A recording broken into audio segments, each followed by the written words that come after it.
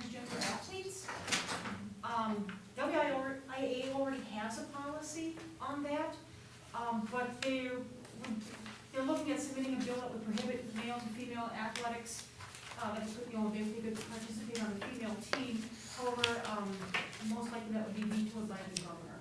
I'm not quite sure how I feel about that. I guess we'll have to play out and see, that's one of those things we're going to have to address when we, but WIA has quite an extensive criteria I would think we'd to just meet. by that. To Yeah. meet, yeah. Yeah.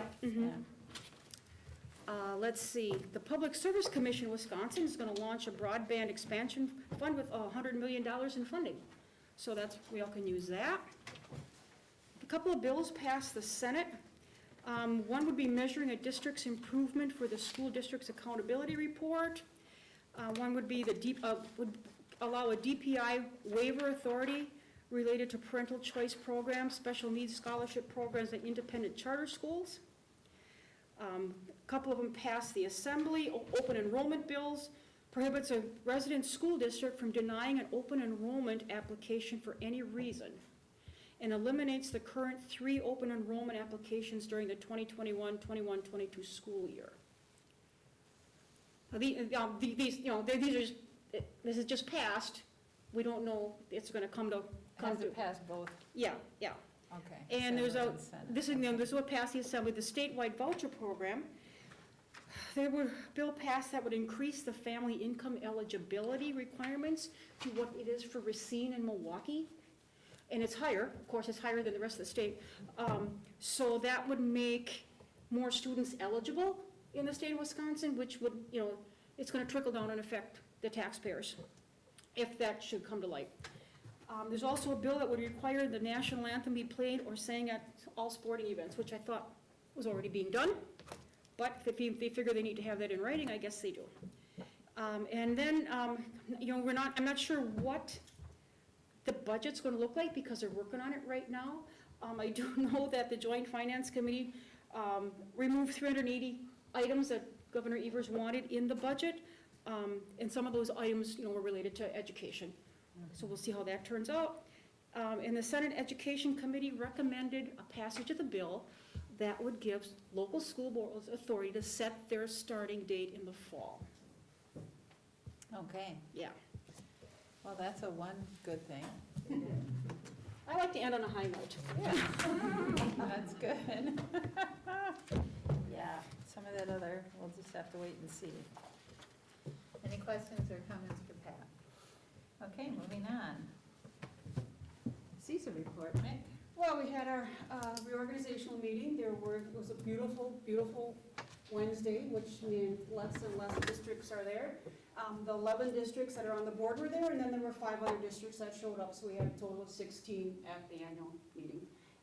There's no new schools on the board. There will be a few different representatives from those schools, but some of them didn't show up, so we're not sure who they're gonna be yet. But I did bring one of the annual reports along for Jennifer, so you can kind of see what CISA's all about, because Jeff did a really nice job of explaining, what we do and the goals and objectives and all of that. And then he did tell us that Bob Butler is running a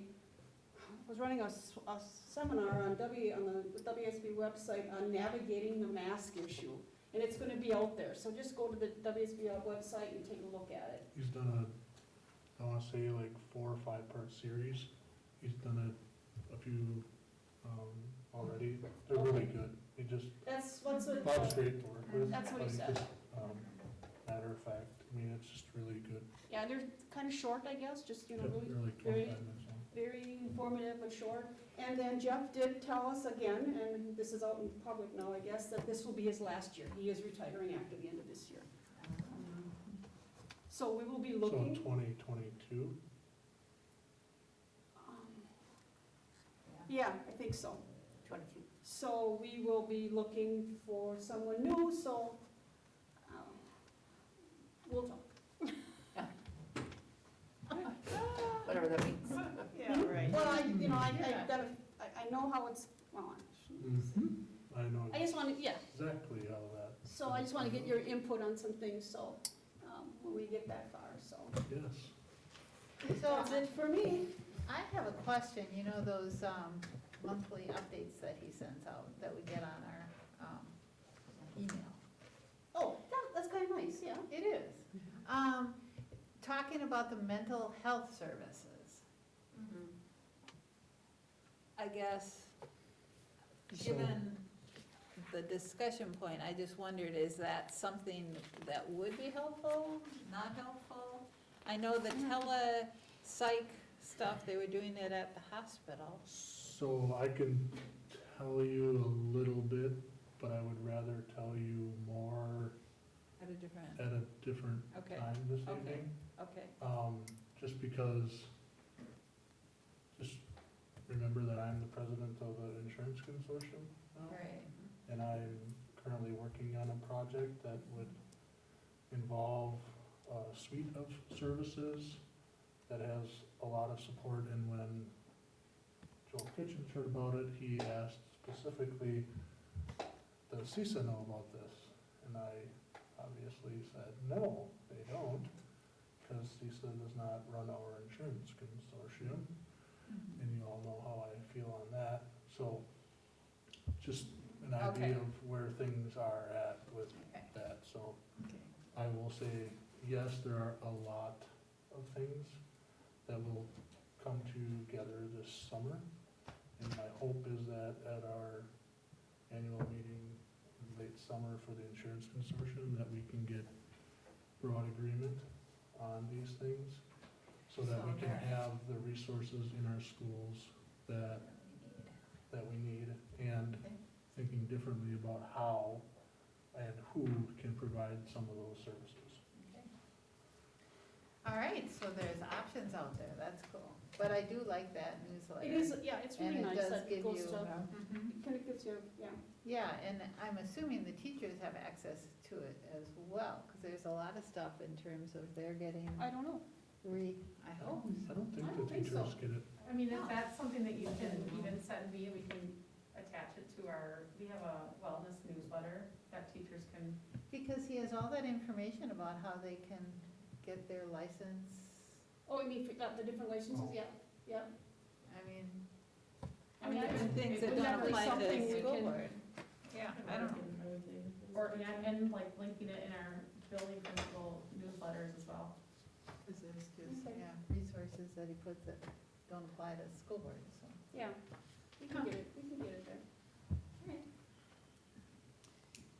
Okay, citizens delegation to be heard. This is call-in only. If there's anyone online that is there waiting to be heard, please state your name and topic. Now would be the time.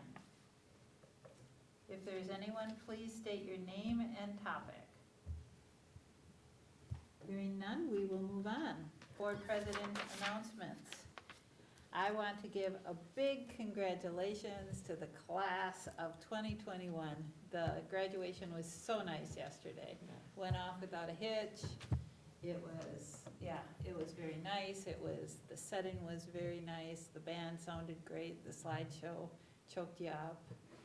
You know, it was wonderful. Yeah, good group of kids. So I wish them all the best and congratulations. Okay, moving on to administration reports. Superintendent, Nick. So I just wanted to take some time and talk about this last school year, and I think,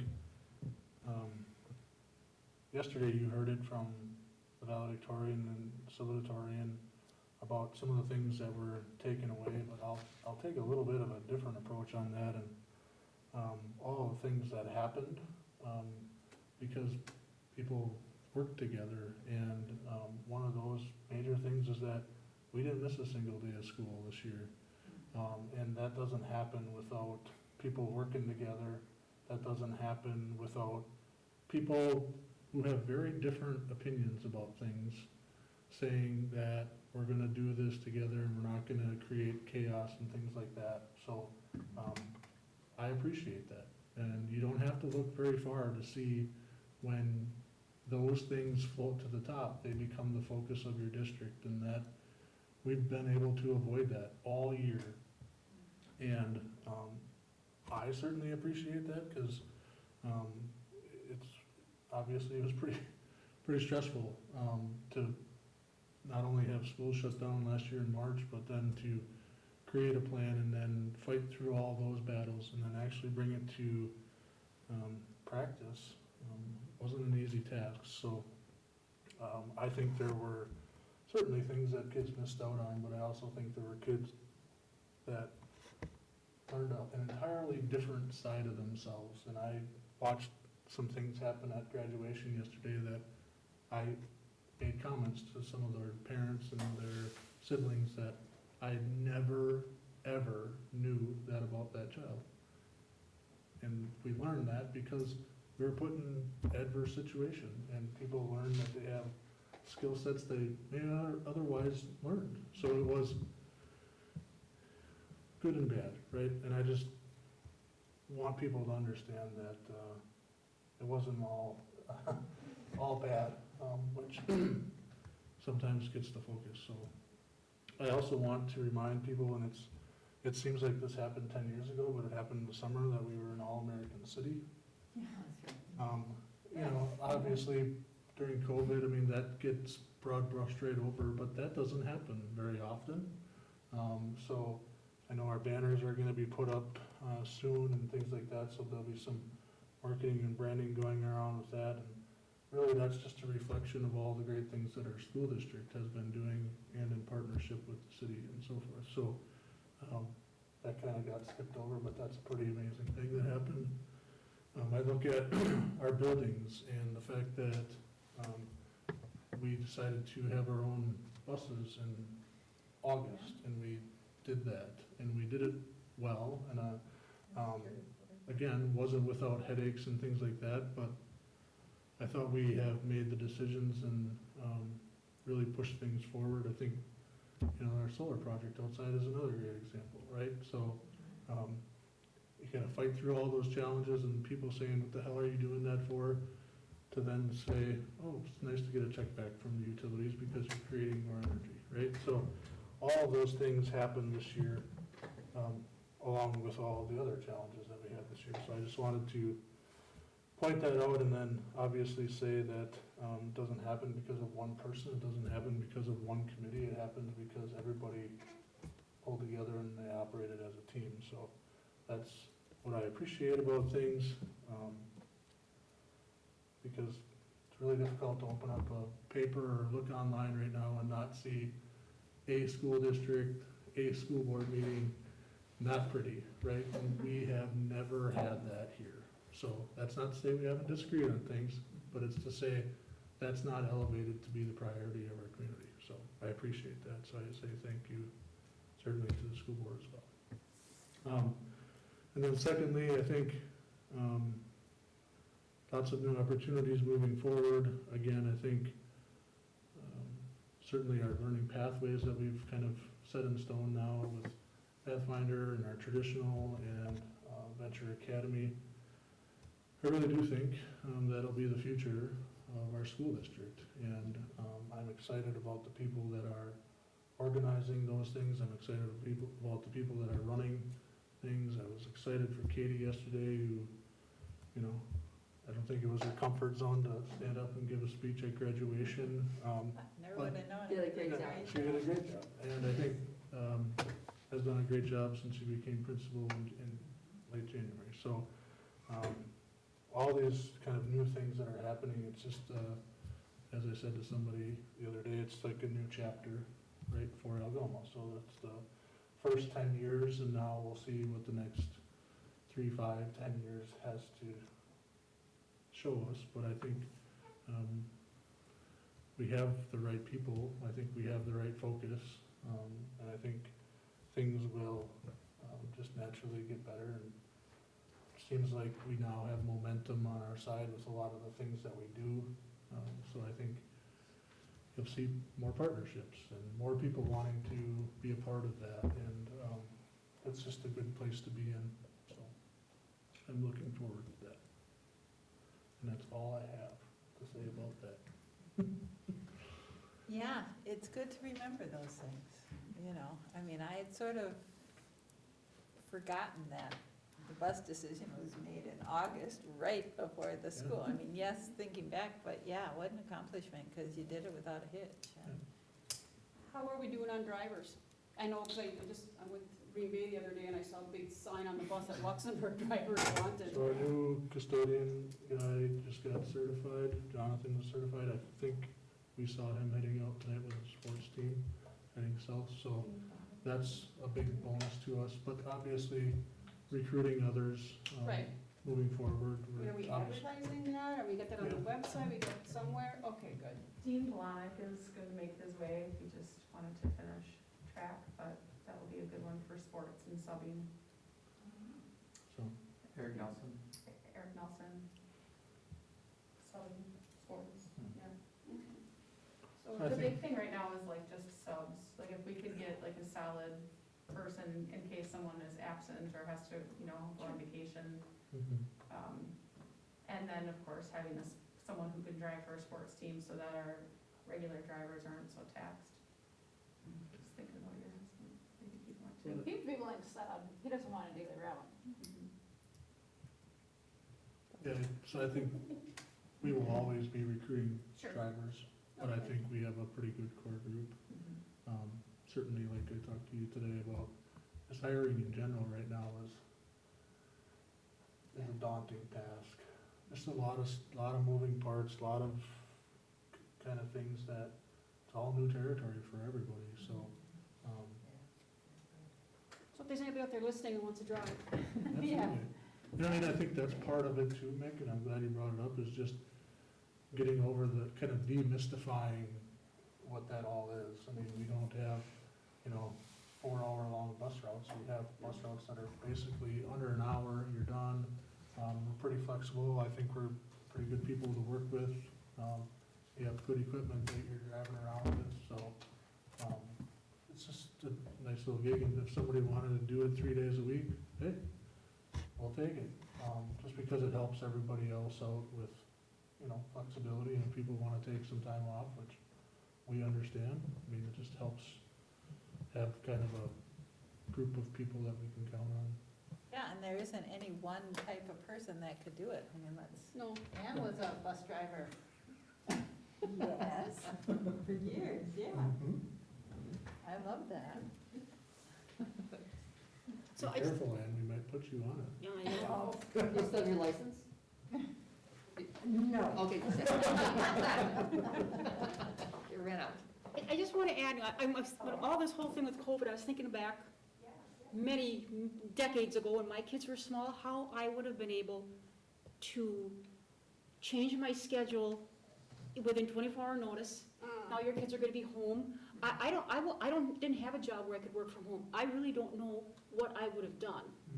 I mean, should give a big shout out to the parents who were, had basically their business life turned upside down on a Exactly. dime. Right. And teachers too, not knowing if they're gonna be in the classroom or gonna be on Zoom from one day to the next. And just think of the whole community, how many grandparents watched kids, Yeah. right? I mean, it took everybody to get through this. Oh, Village. absolutely. It takes a village. In Yeah, some it instances, really yes. did. It really did. But again, the fact that this school district offered 3 options, hybrid, virtual, and in-person, was such a blessing to the community. Well, yeah, but I mean, if you chose in person and you couldn't send your kids to school for the next 10 days or 2 weeks, Not to say that was, because of the circumstances, yes, and exactly. you're working, Oh, yeah. what do you do? Yeah, no, it did take everybody, like Nick said, So I guess I working really together. do appreciate all the whole community's Yeah. effort on this. That's for sure. Sorry for the interruption. Barb, did you unmute the phone, the red button? I did. Okay. Are you going to be giving Katie's? Sorry. Any other comments or questions? Elementary. So bear with me, I'll just read this verbatim, pretty lengthy. Okay, slowly and articulately. We don't have Dave. Dave's gonna call in, he didn't know it started this early, Oh, so he's gonna call in. Okay.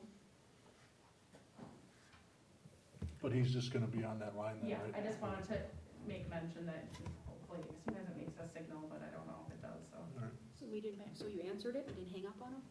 I answered this, yeah. Okay. We'll start with the end of the year wrap up. Last week of school is full of many fun things at the elementary school. Their final spirit week is this week with a different dress up theme each day. Renee Ebert visited our school today, and many of our classrooms had the opportunity to see a tractor, hear a story, and learn about breakfast on the farm. Sixth grade left for Camp U today and will be there until Wednesday. Sixth grade promotion will be held on Thursday, May 27th at 6:30 p.m. in the auditorium. Parents have been asked to RSVP with the number of attendees up to 4 and have been assigned seats in the auditorium. End of the year award show will be held virtually at 8:30 a.m. on the last day of school, May 28th. A link is being shared with parents so they can view it remotely.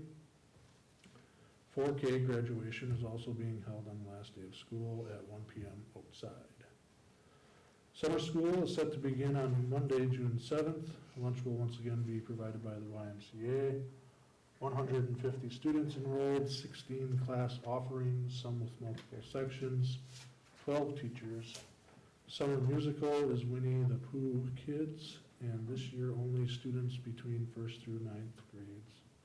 The total show, since it is a kids version, is about 30 minutes long. We are offering a Kids in the Kitchen class again with the help of Kewanee County Health Department staff. Summer Jumpstart is set to begin on Monday, July 12th. Snacks will once again be provided by the YMCA, 28 students enrolled in that, and 5 teachers. Elementary School Playground Edition. The final design has been created for the new playground equipment for our youngest students, ages 3 to 5. The PTS has been extremely successful with their fundraising efforts this year to allow us to move forward with this as soon as possible. It's looking like we are shooting for an August install date, possibly September or October, depending on the turnaround time. I think she could have just said sometime in fall. The new equipment will be placed right where the small plastic climber set is located now by the tire swings. It will fit in the existing wood chip area, so it will not take away from any of the field. And that is a big deal there. Library media specialist update. Katie Strutz will be joining our staff starting in June. 4 years of experience working as a school library aide and 5 years of experience working as a youth librarian at the Brown County Library. She is currently enrolled in taking classes to pursue her library media specialist certification, which she will complete within the spring of 2022. She will begin working in June, where she plans to spend her time organizing the library as well as integrating herself into summer school, summer jumpstart, and our child care program. She really wants to start working with students and teachers as soon as possible. I'm really happy about that. In our conversations, Katie has expressed a strong passion for integrating technology into the learning process. She also wants to make sure she is collaborating with teachers to coordinate meaningful and relevant learning experiences for students. She believes that a library should be the hub of a school. Yes. Look at that. I agree. Yeah. So, that's Katie's report. Hopefully I did it justice. Okay. We will move on, middle school. Question. Oh, Summer sorry. school. Yes, The inquiring minds want to know, masked or unmasked? mass, except for outside. If you're outside, okay, then you go unmasked? Okay. Anything else before we move on? Okay. Middle school, high school principals report and Pathfinder update. So I think Barb pretty much covered graduation, but we had 39 kids graduate, and everything went really well, even with, the restricted amount of people that could come. We really had no issues, which was really great. If you look at the Door County Daily News report, it's quite inaccurate of everything that happened at graduation, so Yeah. don't really read into that one too much. It's just lots of misinformation. They used some of our seniors from last year Really? as the new NHS inductees, and apparently Apparently Nick gave my speech yesterday, Yeah. so. It was, So I how don't, did they get it I- so wrong? I have no idea. Are they going to Well, I print mean, a new one? it's awful. Yeah. I mean, the first part is somewhat accurate. I mean, they basically just replayed the speeches, but they didn't get that correct because instead of the valedictorian speech, it's actually Katie's speech, and it's listed as a valedictorian speech, so really difficult to work with organizations like that because you spend more time Correct. kind of cleaning up things after than it's worth. So I'll stick to my weekly newsletter communication home. It's accurate, it's timely, everybody knows where it's coming from. Thank you. That's really disappointing. I mean, it's just disappointing for everybody that the information was incorrect about and the people that were missed and, you know, on and on down the line. That's, And I don't know where they would have gotten last year's NHS inductees from, but that's what they had listed. Yeah, I was wondering about that, I saw that, it's like, Yeah, all those people are graduating already. that's too bad. Our senior awards scholarship night, the kids from the class had $105,506 in scholarships. For, you know, a class that small, I thought was a pretty I'd significant say, amount. yeah. Senior awards night and NHS were combined this year, that also went really well, so I think we're gonna keep on going with that in the future. So it was nice and short, and there was an audience for both NHS and senior awards, so that worked out really well. And then just an update on Leadership Through High Adventure. There's 26 juniors going out on the Out West trip this year. Mr. Nelson is very excited to be able to have the opportunity to restart that this year. They will start practicing in June. They take a night up at Peninsula State Park to practice with the tents and the cooking and everything. They will be gone the last 2 weeks of July, and there are 5 chaperones this year. Everybody is very excited to be able to get out and Yeah. start that back up again. Would it have been available to any of the graduating seniors if they had wanted to go? That was the problem. So all of them wanted to go, which obviously we can't pull that off. So much like other things that we have, right, we had to make that difficult decision, which I think for the most part, everybody understood, but it's with graduates, that's the problem. So they're no longer under anything with the school and Right. I wondered from a standpoint of liability, they graduated, so, yeah. I feel bad for those kids where they Yeah. didn't get that opportunity. who are the chaperones? Anna, Westmark, Eric, Jeff. Jeff was last year. Zach, who else? Oh, it's okay, that's fine. It's Curious. usually the same Yeah. core. Mike Cruz. Oh, Mike and Vita. Mike and Mike Vita, and me, okay. Yeah. Yeah. the veterans. Mhm, have done it before. mhm. Yeah, I'm so happy that's gonna happen again tonight. Any other comments or questions? Thank you. Business managers, finance bulletin report, Jason. Let me switch cameras here. Next year, for food service, we're looking at, not increasing prices for meals. Really, this does not come into play, hopefully, because we are applying for the summer school option waiver again. However, we still need to set prices and that type of thing, so, my recommendation that we don't change any prices, don't increase them, and go that route.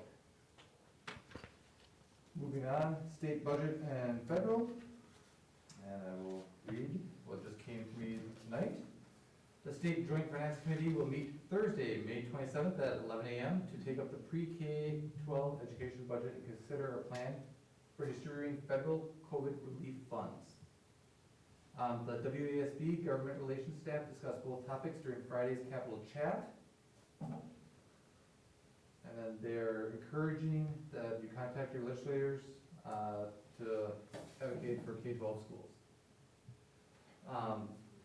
From what I hear, the state does not plan, or I should say the Republicans do not plan to really give K-12 schools any increase for next year. So that's what the budget will be based on. You never know, with Governor Eber's veto power, sometimes he does have the capability of changing numbers. But basically, the budget will be based on a zero increase for next year. The feds are a little interesting. They look like they will try to increase particular funding for some special education to the states, which then will trickle down to us, and Title I grants. So it'll be interesting to see what they increase and what they allow us to spend it on. That, from what I understand, will not actually happen until December of this year, before we would actually know what they plan to do for the school that year that's gonna start in September. So, it'll be interesting. Now, Jason, is that federal money something that the state legislature is going to be able to put their 2 cents into, how it's spent, or? If they trickle it down through categorical aids, then yes. So then that would be, basically, the feds give the state the money, the state gets to decide how they want to distribute. If it's done through the grant program, then no, then it's strictly a federal grant, and it's done through the grants, programs, it's called WISE grants, and looks like everyone is concentrating on Title I. So that's how that funding will happen. So, and then just a reminder, 21-22 Finance Committee meeting, June 8th at 2 p.m. Jason, is it one more year though until we're at the floor for the revenue for us? No, 'Cause we're at that now we're this at year? Yeah, we were at that last year. So what Nick is referring to is the fact that we are such a low spending district that we don't actually meet the floor for when we do the revenue limit. So we do the revenue limit and they say, oh, you don't even meet the floor, here's the calculation that you get. So we had met that last year already, and we will probably meet that every year until they change the formula. Because we will never be able to gain the changes in 93 fast enough to ever get above that.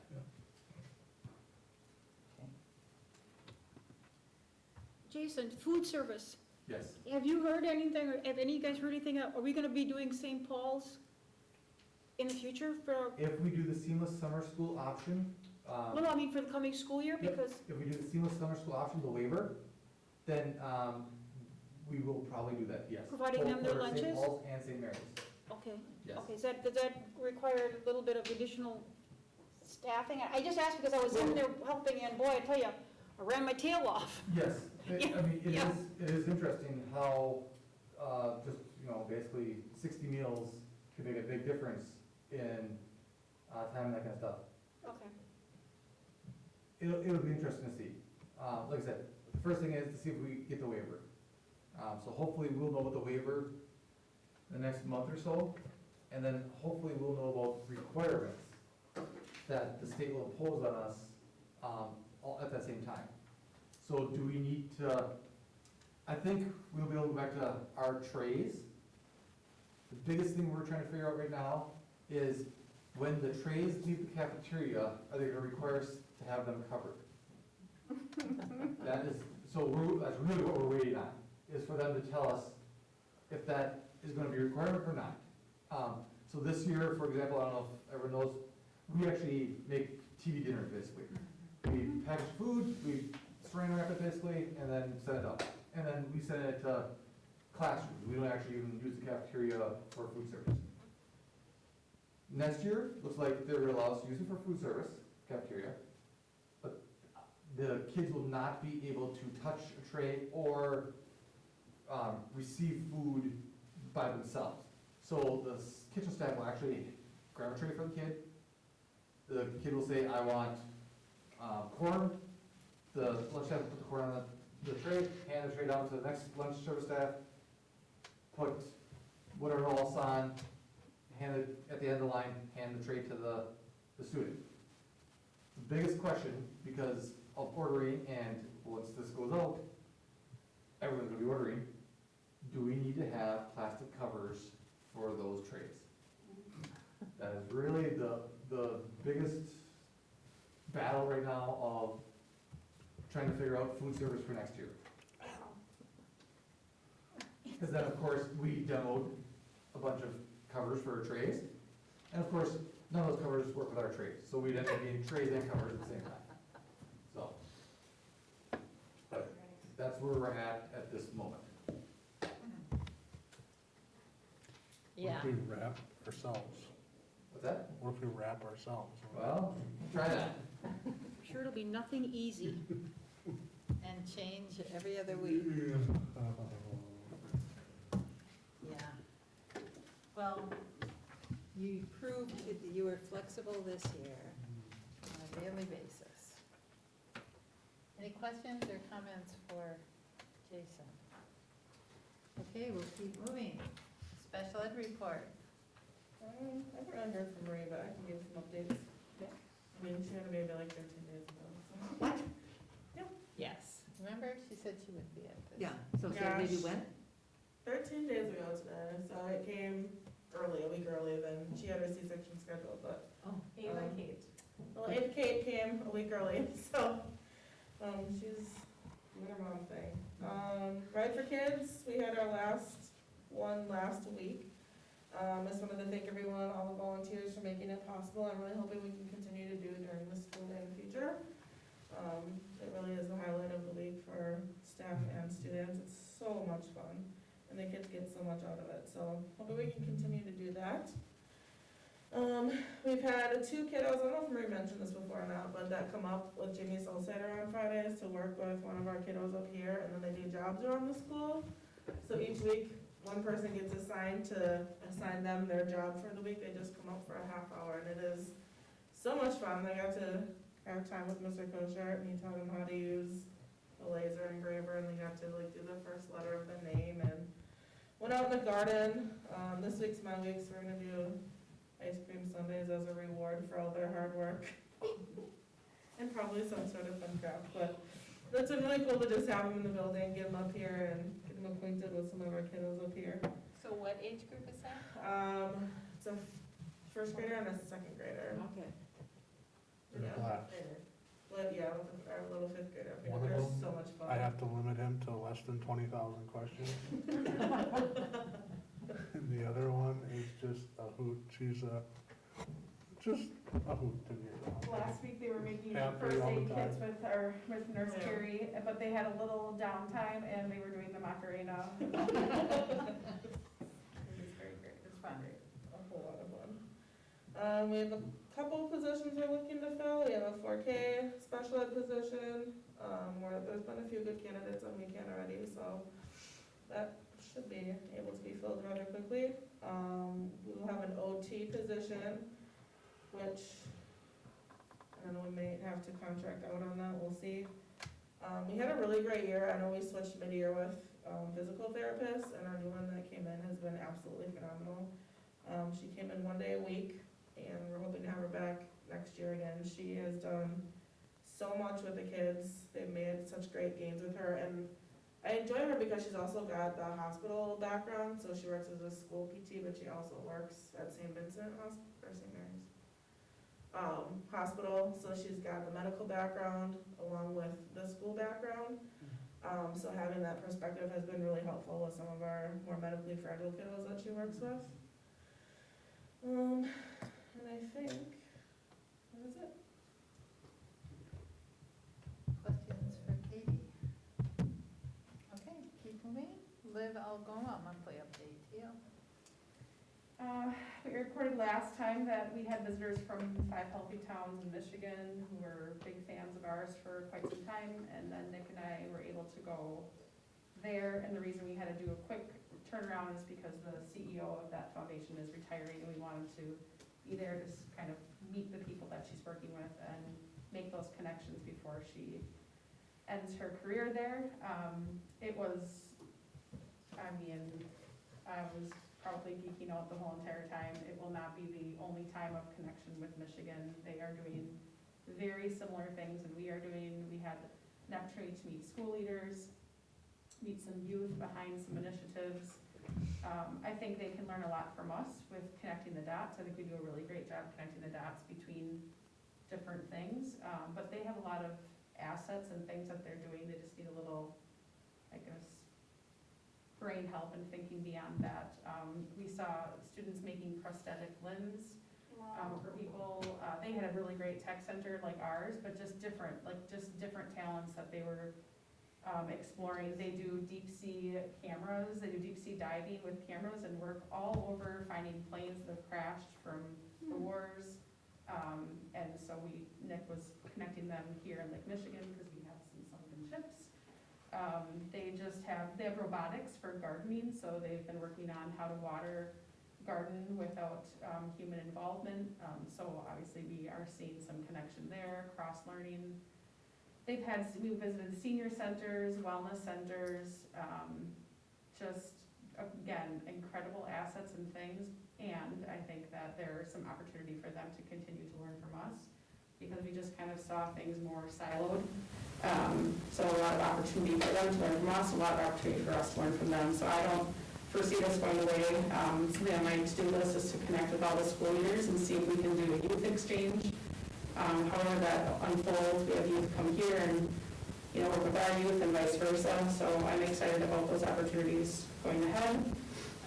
There was so much more that we saw in Michigan. There was like a worth repeating store downtown where people could donate, kind of like a Goodwill, but upscale, so they donate items, and it's volunteer run, and all of the profits go back into scholarships or to rebuilding their downtown area, so the community really took control of that, which I put in my back pocket.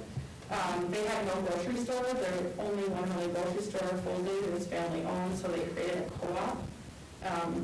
Nick was making fun of me, but I was like in taking pictures, and not because I want to have a co-op grocery store, but I think it's very much what we picture for Venture Academy, being our different partnerships and how it all works together and how we can show that. So it was just really great, great opportunity for Algoma that I think will be continuous. I had my National Academies meeting today. It was really long and quite grueling. It was about 3 hours, but I wanted to bring up 2 things. They just absolutely bring up Algoma a lot in this National Academies call. And one thing that bubbled up today was an initial conversation going along with Jason's comments about food that they're finding because of COVID. Schools that were open had to do the tray leg thing. And they made a comment about going from food insecure models, how we're feeding families and children, to nutrition secure, and how do we think about the food that we're giving our children, and how do we partner more locally with some nutrient dense foods. So I'm the only educator sector on that call. There was about 40 people. So they were very interested in partnering with us possibly as a test site and funding opportunity of how we could maybe look at and explore different ways we could have more nutrient-dense foods. I didn't say a whole lot, but it was definitely a good conversation. And then I just got an email sitting here from another board member. She works in different sectors, but they're talking about licensures and how rural communities, whether it's healthcare or school, have a hard time recruiting people. And we also want to see diversity of our staff. So, our students want to see themselves in the people that they're working with. We talked a lot about mothers or fathers that live in our communities but might not have a licensure to work in a school system, and how they could help us with that, whether it's advancing policy or changing whatever, they're working with the state. So there's I think being an advocate on that platform is going to be really great for Algoma. So it was my first opportunity to kind of speak about some of our obstacles and barriers. We, this week, Nick and I attended UW-Madison's report out about our Latinx research and interviews that have been going on for the last couple of months. And we've just, I mean, it's a preliminary kind of finding. We have another meeting coming up, but we're noticing a lot of gaps in our services towards our Latinx families and our youth. And so we have to get together and talk about those areas and how we can best serve them with what we have. So I just wanted to, bring up that, we're doing great things and we need to do more. We have a high population and it's growing, and so how do we work together just to, I guess, address some of those concerns. And I think that is it. Oh, Venture Academy. I know we're going to be talking about that. For just all to know, I will be acting as the liaison between the school board and then our governance board members. So I'll do a monthly report when I'm here talking about Little Algoma and other school district improvements. So just a little FYI on that. Phil, do you want to tell the rest of the board who is all on the governance board? Yeah. Our board president is Joan Gressel. I think you're all familiar with Joan. She's been working with us for a long time. It's really our right-hand lady in grant reports and helping us with any data collection. Our vice president is Patrick Robinson. Patrick is part of our Algoma Capital Fund Scholarship Committee. He's had students or his own children come through this pathway. So he's an incredible asset for multiple reasons, but he also works for UW-Madison as well in research. So he's just been an incredible part. Let's see who else. Oh, Adam Toronto. Adam's been a big part of Algoma, especially our wellness center. He is the coordinator of the Ride for Kids program. But we also asked Adam because he is a good funder, so he's a local funder. He now is not working for Door County Medical Center anymore. He's a CEO of a foundation in Sturgeon Bay. But he just is an incredible asset when it comes to funding and doing some community work. And then we have Seth Robertson. Seth, pretty much almost everybody in his family works for our district.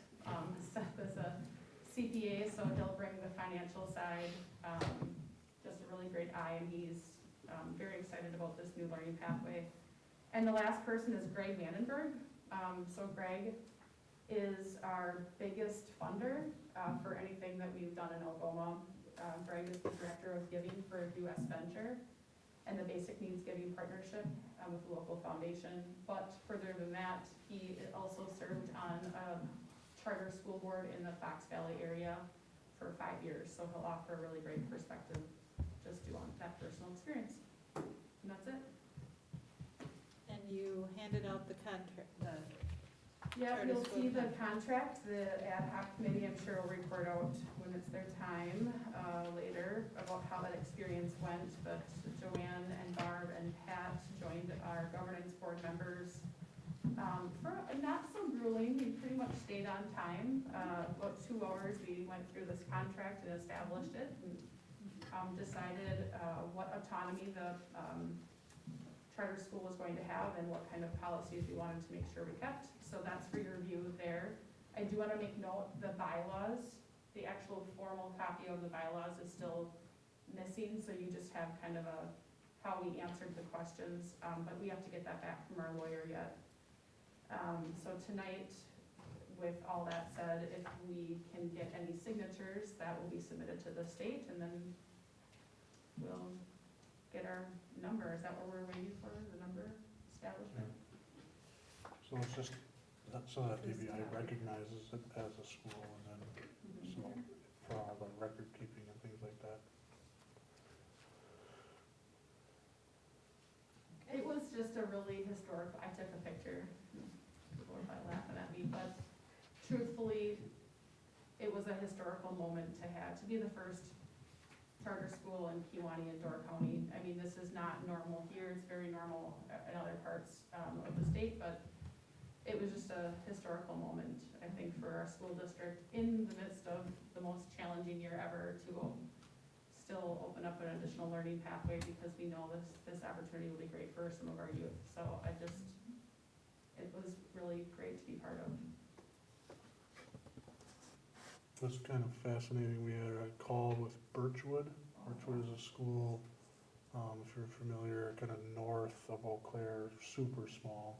But they have a charter school, and one of the students that helped us learn about this platform that we're gonna use called HeadRush, a student with disabilities, but within minutes, you realize like she has different ways of communicating. So like the whole chat box, she was like just on fire.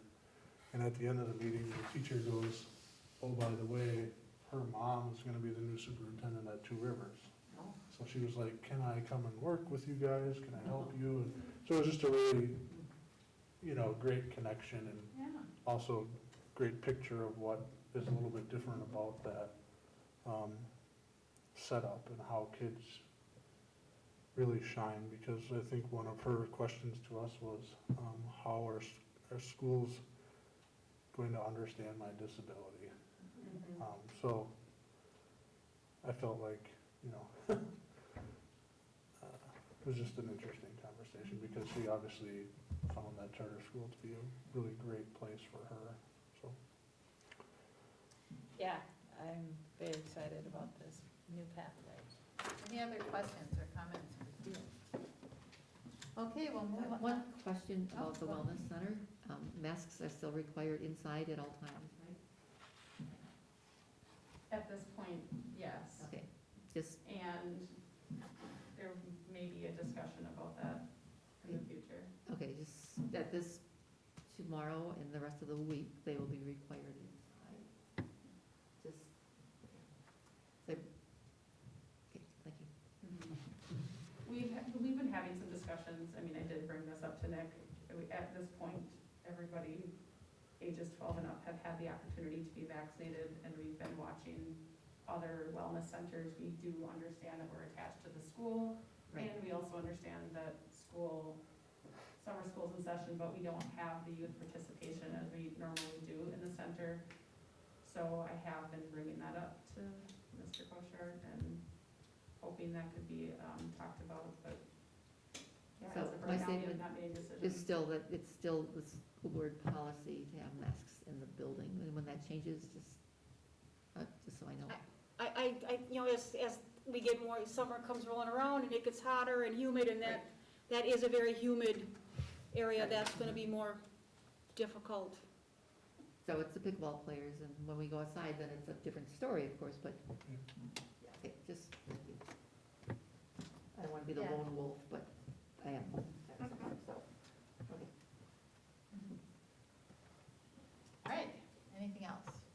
Okay, we will move on to committee reports. Legislative Action Committee.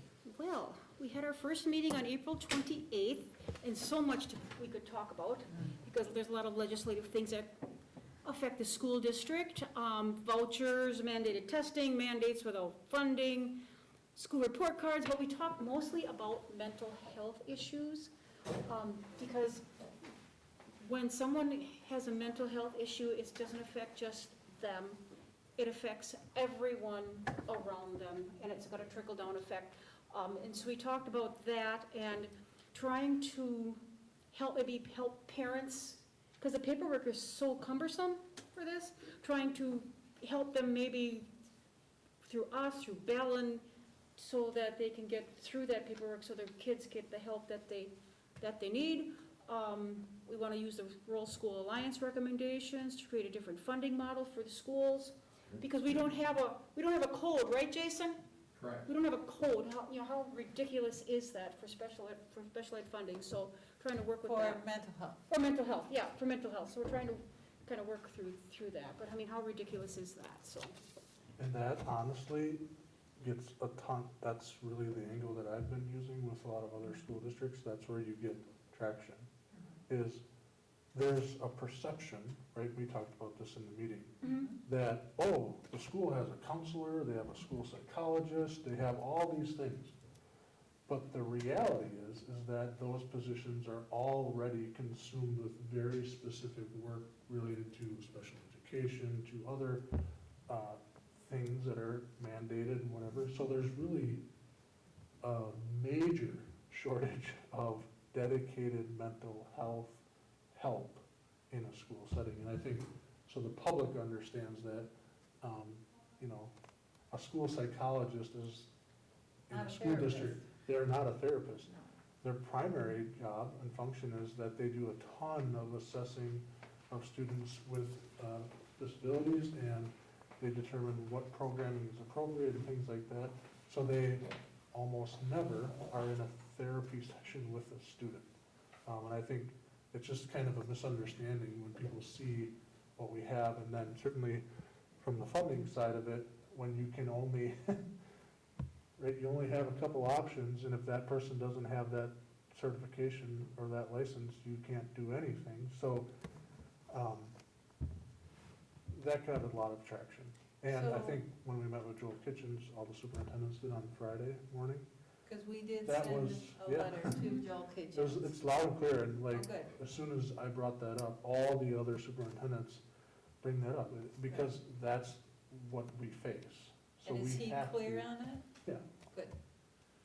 And the one thing that we added is, you know, of course, they always want to say grants, and we don't want grants, because they always make them competitive grants, Right. right? So of course, larger school districts have people that are grant writers and all that, and all, we get left behind again. Mental health cannot be a competitive grant process. That needs to be almost a universal function of what we do in schools now. It really should be a universal function in schools. Right. Well, and the categories listed in PI 34, you know, have been the same for how many? A long time. 50 years probably. I don't know if it's been that long, but I Oh, mean, but 20 they, for sure. but yeah, 20 for sure. And the needs of the schools has changed, Absolutely. you know, so they need to add that category. So There's not a hopefully- single school in our insurance consortium that did not say that they would have they could have a full-time licensed therapist on site, and they would be scheduled every minute. Not one school said that they would have it. So that tells you. Yeah, And, I mean, a lot of schools are like us. We have one for 4 hours a week and a waiting list a mile long. right. So it's time we do something different. It's time we think differently about this, and it's time to take some of our archaic systems and say, we have different needs. Right. We need to change. So, You know, and I hate to say it, but mask, COVID, social distancing only has made the problem worse. Absolutely. absolutely. Everything we are doing with relationships. I mean, Yeah, it's, yeah. Long distance through a computer isn't the same as face-to-face, so absolutely. I've said it before, you keep your kids off that screen time, you want to limit their screen time as kids, and yet we want them to sit in front of a computer for 8 hours a day. I don't get it. Only under extreme circumstances, Yeah. right? Yeah. Well, I'm glad to hear Kitchens is aware. You know, I was frankly shocked to find out that it's the two-prong evil here. You don't have the staff, so that's a problem. But even if what we have, or what we could do, we can't, there's no way to get reimbursement for it. Yeah. That just was crazy. It's like, it's not even recognized that that's something that can be reimbursable. So yes, hopefully Kitchens can do something, and, I mean, did he seem like he felt it Well, I was think, something? I think they are certainly aware of the fact that mental health is a huge concern. I think what they're struggling with, right, is the same thing when you talk about this with healthcare. It's like, okay, they don't exist, the therapist and the people getting like, so it's such a multifaceted problem, and how we address it requires some really outside the box thinking. And I'm not sure we're there yet from a legislative standpoint. That's why people are taking different approaches, Yeah, because I think we know how to do it, how we get it off the ground and running, will look differently intentionally, because we'll have to show legislators that, oh, this is a good thing, okay, right? And if you can show them that it's, has we're not dependent on their decision-making or funding, then it's gonna be even better for us. And I think if you have insurance and healthcare and schools working together, like we should be working together, I think we can put together the services that are needed by all of our schools.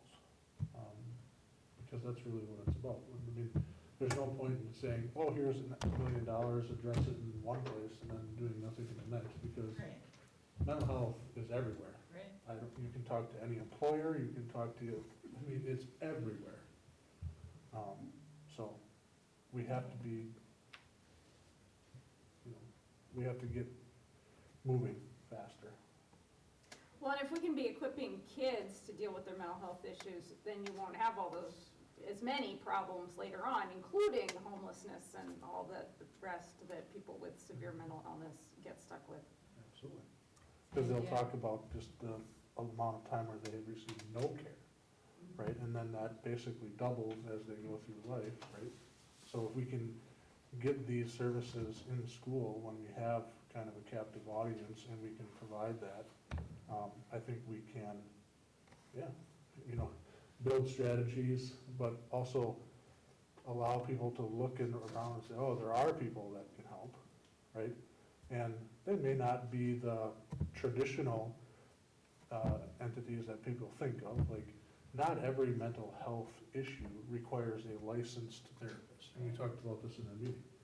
I mean, I look out there, one of our social work people, I mean, that's part of it, like building a relationship, working with somebody, them trusting you, there's a lot of stuff that goes on there. And if you have that in place over a long period of time, I think you do, a whole lot of work that should be recognized, but a whole lot of work in really kind of turning the corner on some of these issues. And we all also know that there are some mental health cases that require extensive therapy, and we need to have that available as well. So, On the other piece where you were talking about the Rural Health Alliance and things, we are also, Jason, weren't we talking about trying to get a hold of them too with the whole idea of the funding? Looking at creating a new model of funding for, Based on So- the size of the district. right, right. And actually maybe even working on it as a resolution for Wisconsin Association for School Board.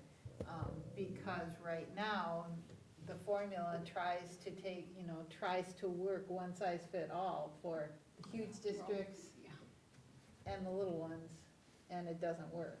And so why can't it be split?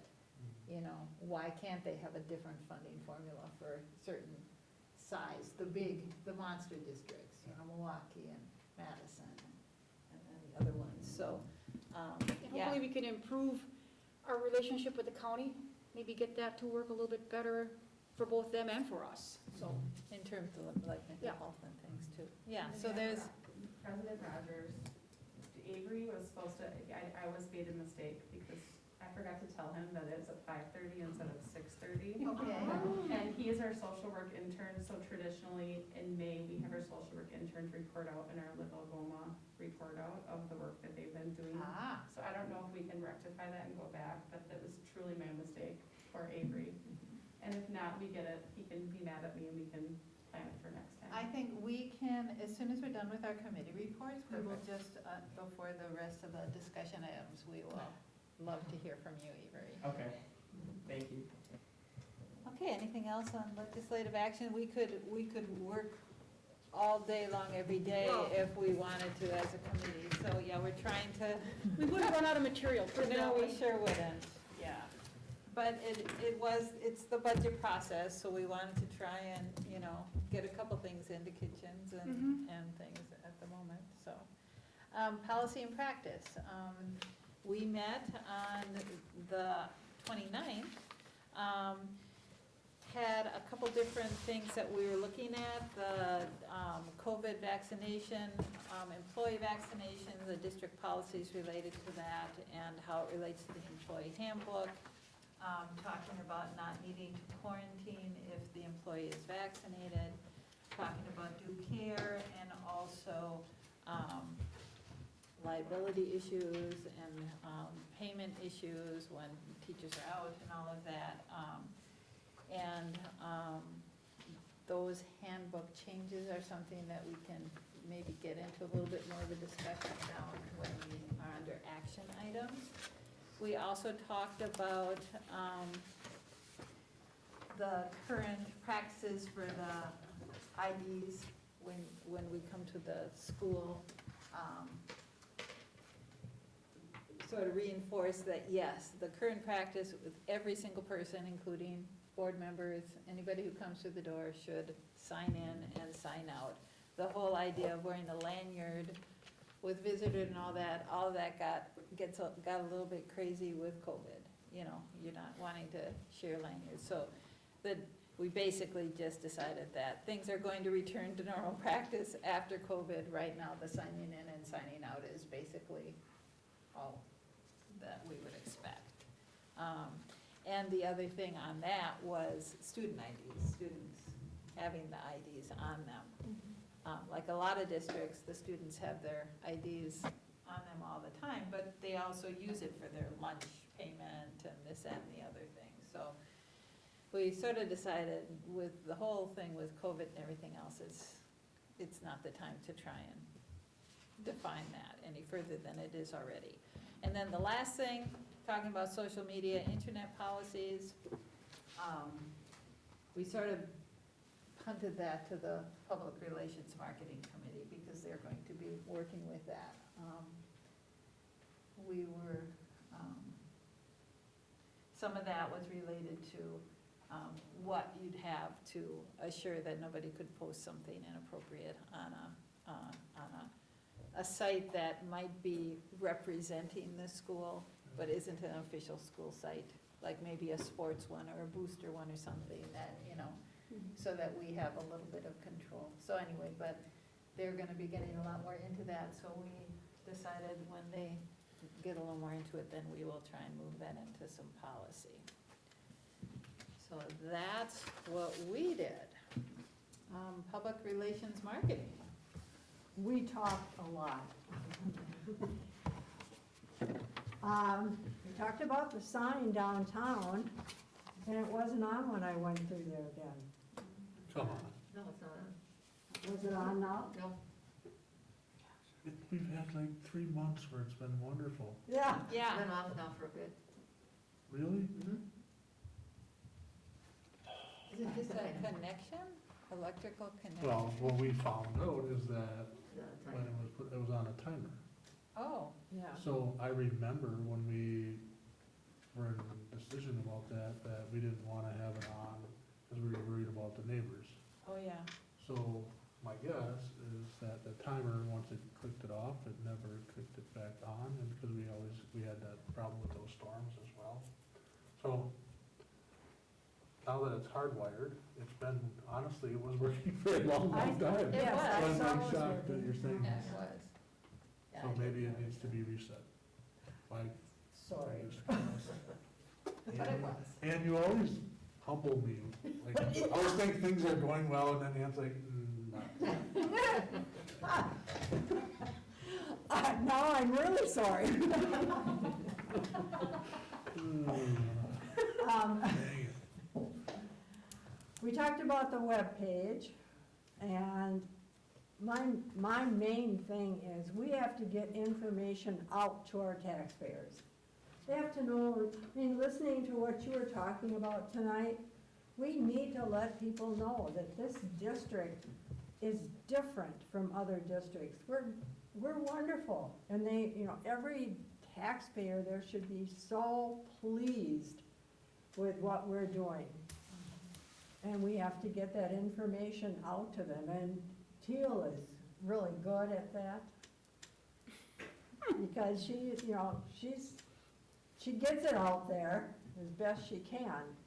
And And Katie survey also. I mean, she gets information out to the parents there, but it's still that taxpayer out there, that person who went to school 50 years ago, and gee, what are they doing with my money?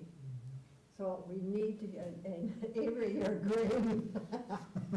You go home and you tell your dad. Tell your grandpa.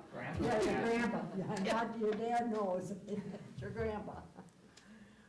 But we hope to improve that, we're talking, and Nick has said that there'll be an end of the school report coming out, and we will need to do more of that. Who manages our website now? Do we have anybody managing it? Yes, Robin, still. Oh, she's still Harper, doing it? She's still doing it, Okay. and, I mean, she's probably doing the best she can. Remember, we had her, I think we had her at a school board meeting once, and she said, I can only do with what is given to me. But as we looked at it, I mean, there's a lot of old information on there that needs to be corrected. And, you know, if someone is looking to move here, they're gonna look at the school system if they have children, and it's got to be up to date. It has to Yeah. reflect what's going on in this district. I think it's hard when you have a manager of your website that is not in the school, because they Yeah. don't know about the changes that are going on. It's really hard. Right.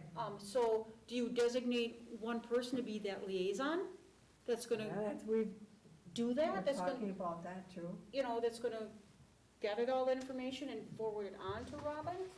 Right, yeah.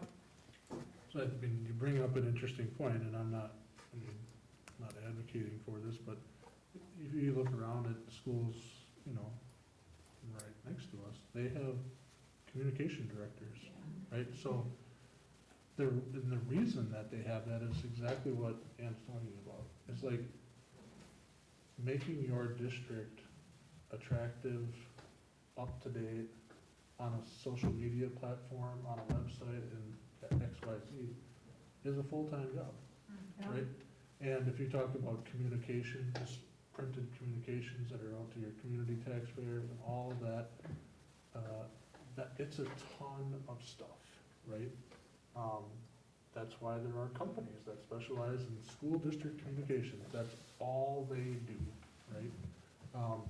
So it's something I think we need to think about, because adding it to, right, adding it to the plate, again, we know how that works, right? And it's just inevitable, things are forgotten and things don't get updated, because you might have 10% of your time to dedicate towards that. And that's basically what you get, is that 10% of what somebody moving to our district puts 100% of their faith in, you know? Is So- that something that was discussed at all in the meeting in terms of resources and looking for maybe? Yes, we discussed a lot of things, and Yeah. I will say that when we were in Michigan, that's one of the things that jumped out at me, is they have people that are really talented at that. And one of the people did it part-time for years. And when we were there, they were just that person was just transitioning to a full-time role. And just the stuff that person was involved in and coordinating, and it kind of just blew me away. But they're also in the midst of redesigning their website. So, like, we had 35, 40 minutes with their website developer, just because things do change. And one of the things that, you know,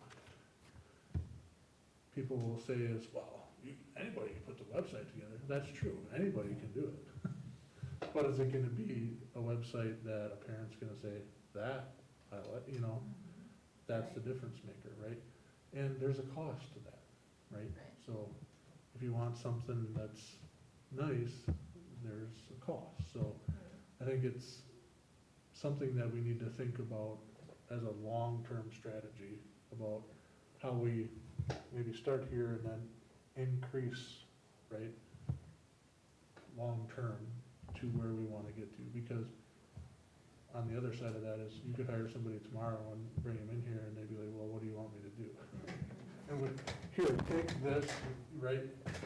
So I would much rather a coordinated, thought out, like, here's what we wanna get it good at now, right? And then we take the next step and get good at this now. Because we were looking at other district websites and some of them we liked and some of them we were like, they have the same problem, right? Yeah, it's the same problem. So, it's not like we're on this island, No. everybody is struggling, everybody is trying to figure out what's the medium that we have to use, right?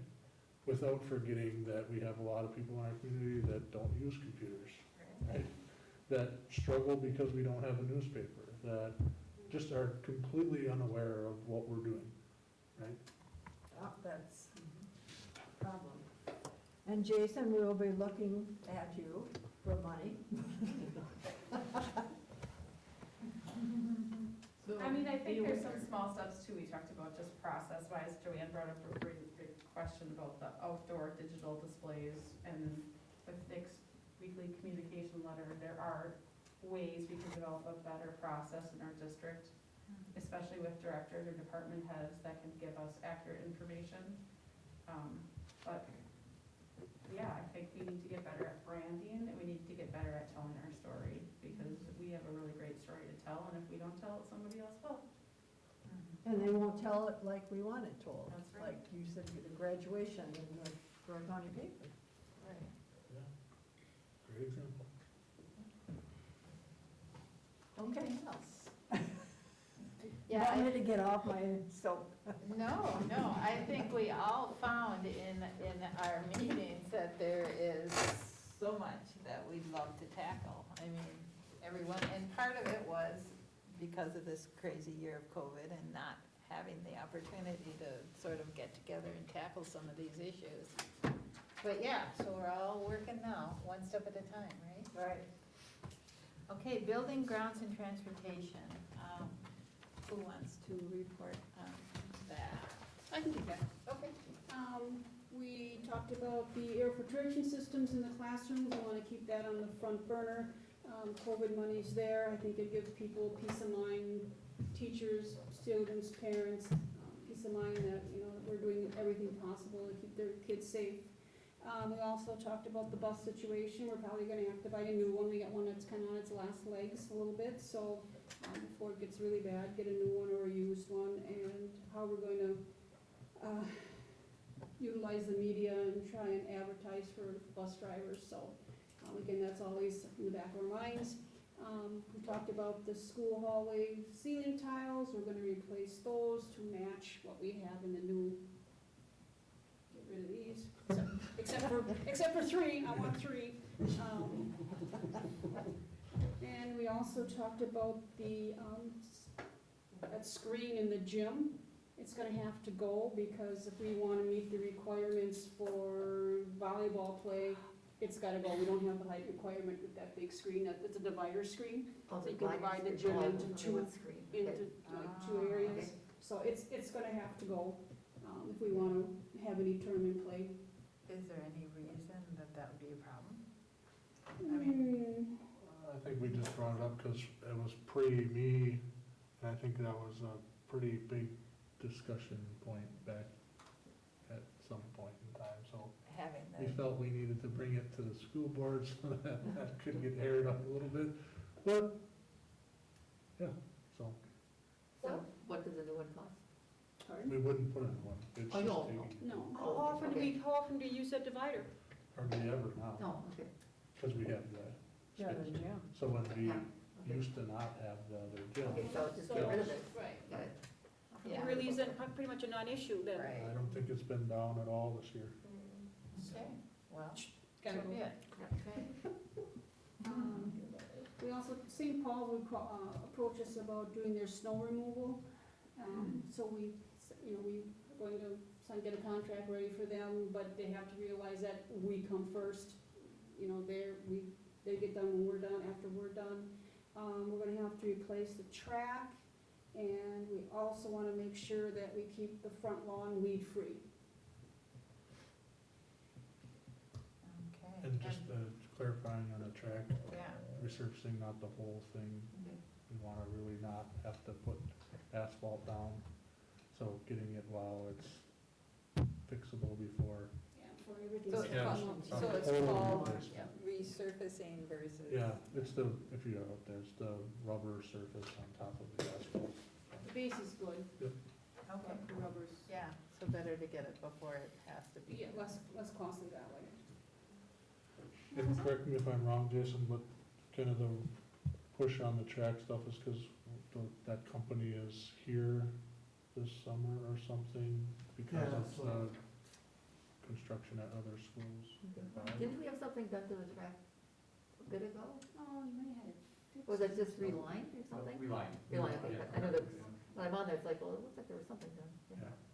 I mean, it's in relatively good condition, except in certain spots you can start to see where It's wearing it's it. peeling away, and that's basically the sign. So it's like anything, you let it peel for a certain amount of time, and then now you're gonna come out there, and it's the water, right? So the water gets underneath it, and then it's, Whereas the tennis courts and pickleball courts are really nice. I Because agree. we did them. they are beautiful. They are beautiful. And the lights are gonna go up sometime this summer. Yeah, you just have to report back. I always get those questions. They will go up this summer, Okay, just like the light pole in the parking lot will go up this summer. Because we have a light out there too that we need to, because that pole moves a good 6 to 8 feet on any type of windstorm, and I'm a little leery, like, yeah. why anybody would park next to it. It's Okay. unbelievable how much it moves. Is that right? It's unreal, So to replace it, or what's the deal? yeah. Okay. Sounds like a very good idea. Maybe some barricades. I think they're actually, they're supposed to do that, you know, they're supposed to flex Yeah, like so that. But they'll it's like, snap. when it's really windy, you're like, I've already seen the telephone pole going on a car at the Yeah. elementary school, that was unbelievable. Yes, I did. So, Good work. Yeah. yeah, That's a tall pole. yes, Mm-hmm. yes. Good. But the lighting out there is important from that. Of course, pole, so- but I'll be more careful where I park. Any questions for Mick on the building grounds and transportation? Okay, moving on to charter school, Sue joined. Okay, so, Teal mentioned, or listed all the people on the Adventure Academy governance boards. We met them on May 12th. They had presented to us the changes that were in this document, correct? So originally, we looked at the document, went through it page by page by page. New things for us, I didn't know all of those things, so we just appreciate all the work that was put into that by all of you who worked on that. And it was, has it been, the date has passed, or are we at the date? No? May 31st. Oh, okay, all right. A little time, yeah. Okay, a little time, and then bylaws will be back by then? Is that, or is that a big part of it? What's that? The bylaws? We're hoping. Okay. I'm So sorry. the whole thing with the bylaws, just so everybody understands, is that we have to work through the Wisconsin Resource Center for Charter Schools, and then they provide us a lawyer. So we have all the information to that lawyer. So I feel like we're okay because that's the Wisconsin State Resource Center's lawyer. So we confirm that they do in fact have it and that they are in fact working on it, but I can't get them. So it's their own deadlines. Yeah. Right, They're- so- It's hard to be patient when you Yeah. let this move along. Yes. Certainly. Okay, good. So the edits were made, and this is a document that is a result of that. We did not set a future meeting date because we're waiting for a time that's necessary to meet with the other group. It was very interesting to me to Yes. hear everything that was going on and all the work and anticipation of everything that will follow after that, so stay tuned. Yeah. Exciting time for the school district. And we should hear by the end of this month as well, whether or not we are Got the approved grant. for the grant. Yeah. So, That's what I If- was kind of alluding to. yeah, based on, regardless of what the outcome of that is, we're still gonna go forward with the charter school, but if we get that grant, we will be having some meetings. Yes, it will be an explosion, That right? will be, an important thing to handle correctly. Yes. Okay, any questions? Yeah, any questions for Joanne? All right, we will jump back to get an update from Avery. So I have some little, just kind of brief type up summaries of what I did, if you just wanna pass them around. You wanna share?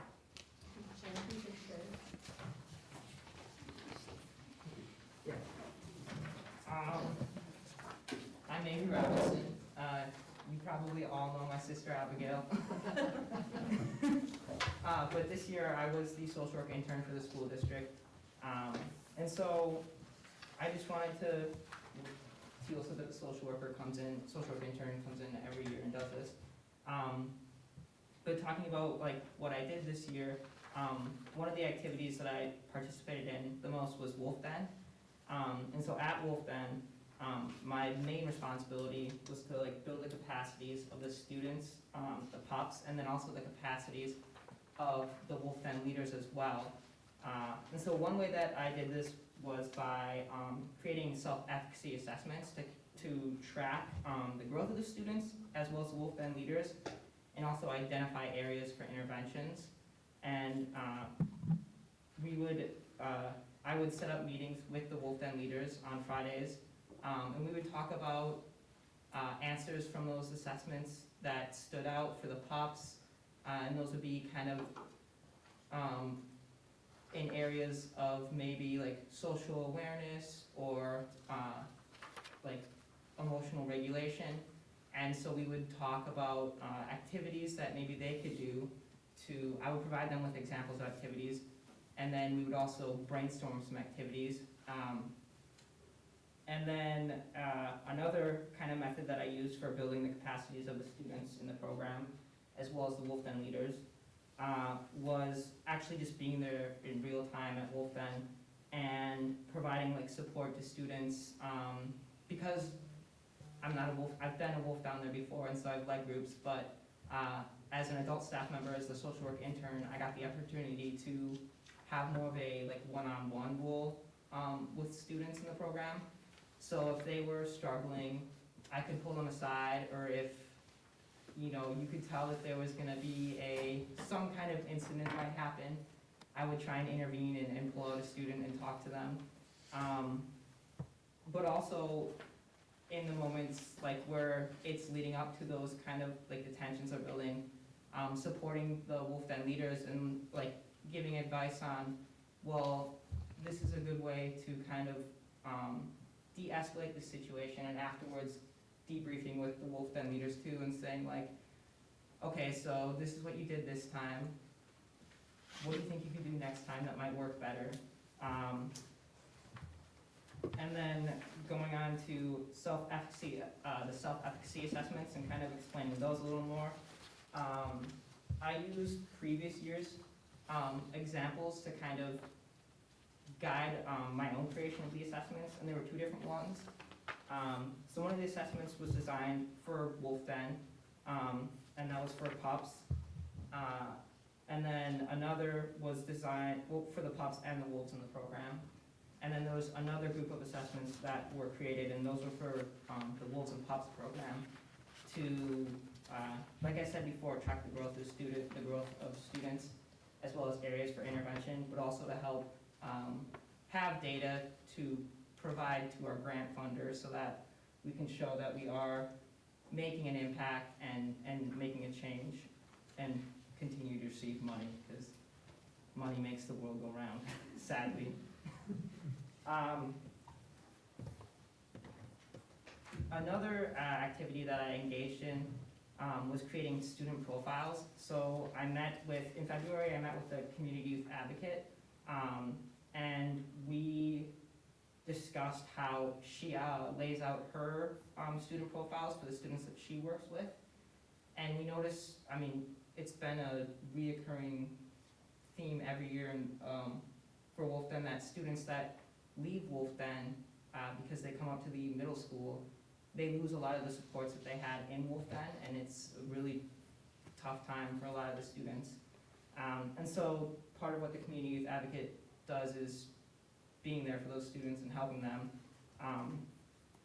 And so the kind of big purpose of creating the student profiles, one of those goals was like to keep track of the students' progress throughout the year. We also want these like profiles to create more of a smoother transition for the students, so that when they leave Wolf Den, they have profiles already made with information on them, so that Amanda, when she gets that, she can have already existing information, and that can help her better understand those children and how she can best help them.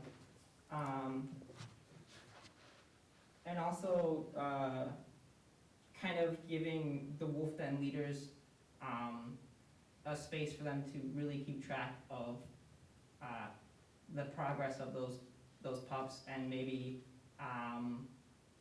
if they were struggling one day, write that down, and then just come up, or just keep track of that throughout the school year. And I created these like halfway through the school year, so we didn't get to use them as much as I would have liked to in Wolf Den. So I'm gonna meet with Erin Balone, and we're gonna talk about next year using the student profiles a lot more within the process of Wolf Den, and like having them filled out after every day at Wolf Den, so that we really can keep track of students' goals and their attendance and behavioral like information. Like if they had a tough day at school or a tough day at Wolf Den, writing that down and keeping a log of that. Family information and assessment scores like SABRS. And then also kind of bridging the dot, so Connect the Dots is also a program that the Community Youth Advocate is working on. And it, basically what it does is it connects students to community members. So she'll like give a little quiz to students, and it'll kind of ask them who they trust and like who supports them, and they'll fill it out, and then they'll also say like, what do you think this person thinks about you, and just questions like that. And then based on who that person tells the Community Youth Advocate, she reaches out to that person in the community and lets them know, hey, this like student identified you as a dot, would you like to be their dot? And then helps them get in contact with each other, so that that student can have a support system that's not just, their friends or their family. And so part of that is also included in the student profiles. And I just did the first round this year of like asking the students the questions of like who they would identify as a dot. And hopefully next year, keeping that going even more, so that you can build more, just more of a support system for these students that don't really all kind of fall within their family and friends.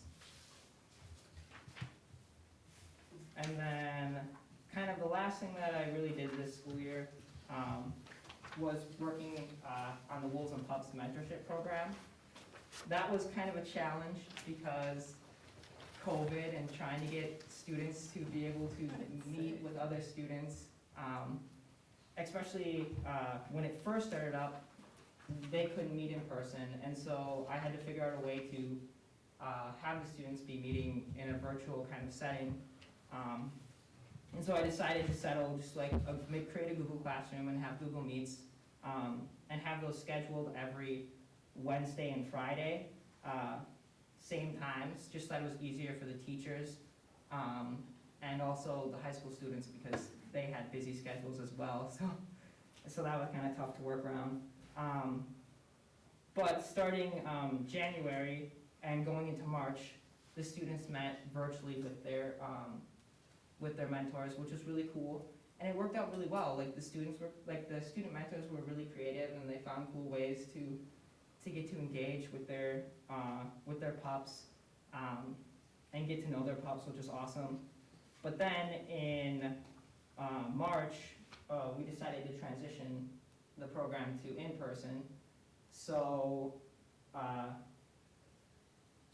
just went through the process of doing that, and then let the Wolf mentors know, and it worked out really good.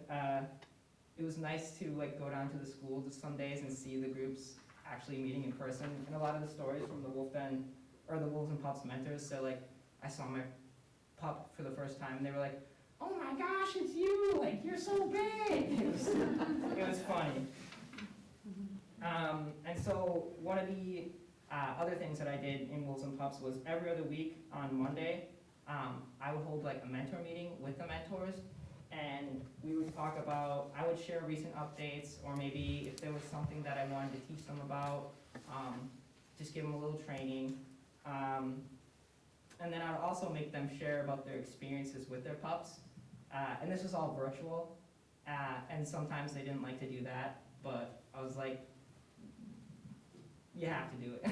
But the idea of sharing their experiences with their pups was so that some people maybe who were struggling could hear what other people are doing with their pups and maybe get ideas, or maybe to just also like build the confidence of some of the mentors that maybe aren't feeling that confident, but then they are doing these really great things with their pups, and they can share them, and people can be like, oh wow, that is really cool, like, I definitely want to do that.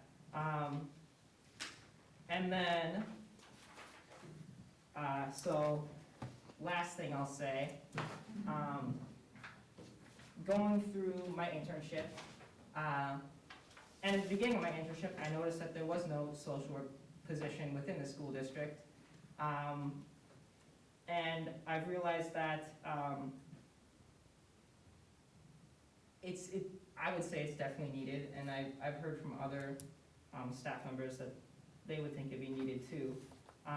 So kind of like thinking what a school social worker does, some of the things that they do are providing counseling and psychosocial services to students, both on micro and macro levels, and also leading social and emotional development within the school community, with family school liaisons, and also program development experts, like Wolfden and Teal, but Aaron and my mom next year. But when you look at the things that school social workers do, and you apply that to the Algoma school district, a lot of those jobs are falling upon other individuals within the school district who have their own responsibilities beneath those responsibilities of a social worker. And that can lead to burnout. And I just think that not only would having a school social worker position help to kind of combat the burnout for those staff members that are fulfilling the roles of a social worker currently, I also think it would benefit students by providing them with resources and supports that they may not have now. Kind of like when I came in and Nick was talking about mental health, I think that having a school social worker to be able to build relationships with those kids, like meaningful relationships, and also be able to provide them with resources maybe that aren't, the normal, like,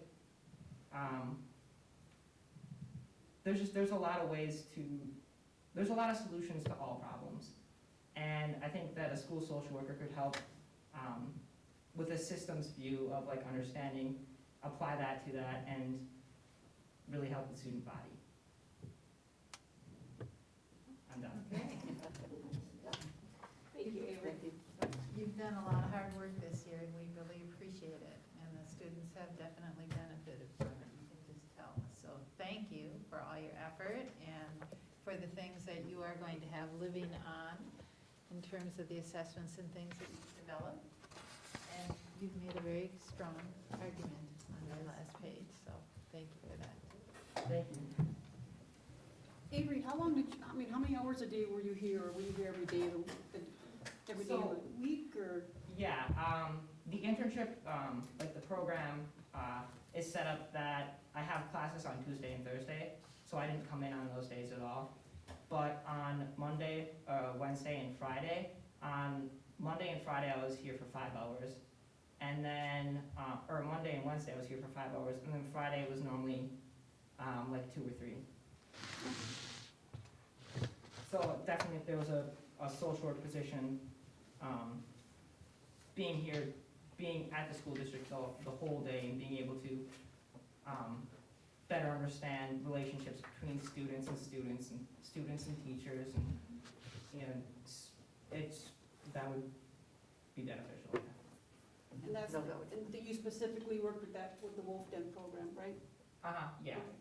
That's the way we have our interns set up, only because then they can get experience with multiple age groups, and they also get to work with our school psychologist, Haley, and our special ed staff and counselors, so they just kind of see a whole gamut within our district, and truthfully, social work and their competencies and what they need to showcase, Wolfden is the best place for them to be, to get that experience, so, yeah.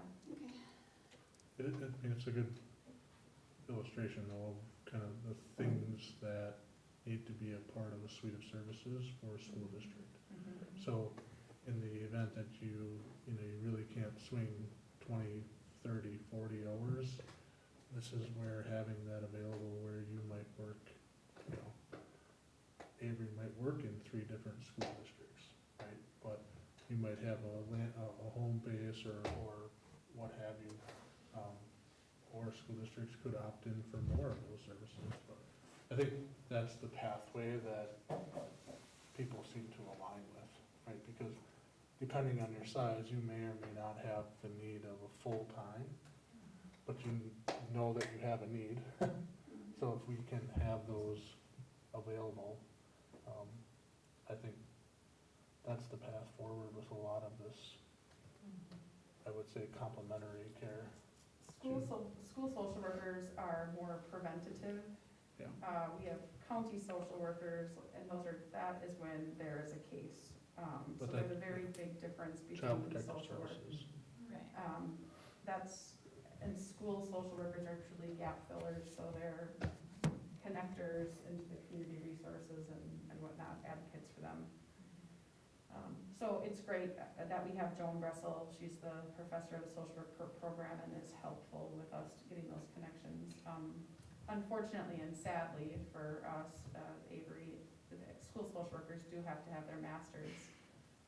So that requires a little extra education, but he did an incredible job this year, so we're very happy to have him. Thank you. Thank you for your work, Yeah, Avery. thank you. Thank Yeah. you. So what's next for you? So, my master's, is really next for me, and then after that, hopefully getting a job somewhere as a school social worker. Where would you like to work? I would love to work at the Algoma School District. All right. We'd love to hear that. Yes, yes. Okay, moving on in the agenda, other specific items for discussion. Library media update. Well, we finally have good news on that front, it sounds like. Well, I think they maybe jumped the gun and talked about that in Katie's report. A little but, bit. um, You have no idea how much discussion could be done on that topic. I think I have a really good idea how much discussion could be done, but that's why I'm so excited that we have somebody that's willing to start, and certainly I can nestle them with our experts seated up here, and then we can have everybody on the same page working together, and I think that's what's exciting about it all. And we have different kind of tasks. Elementary obviously is a brand new space and has a different feel than this building, where we're going to basically redesign the whole thing. So on one you have kind of a blank canvas, on the other you have a really beautiful space that really just needs to have kind of the process and the interaction updated, if anything. And they might disagree with me, but I just feel like they're 2 different kind of entities, and we get that person in here, we can start working on that. and So are we actually- still looking for a person for the high school? Well, I mean, I this don't know that person we was, have done that at this point, but I think possibly a conversation about what we would need to do. Do we go back to, part-time full-time person like we've had in the past, or do we wanna think differently about that even? We've I'd had- like to see what she thinks of the high school library first.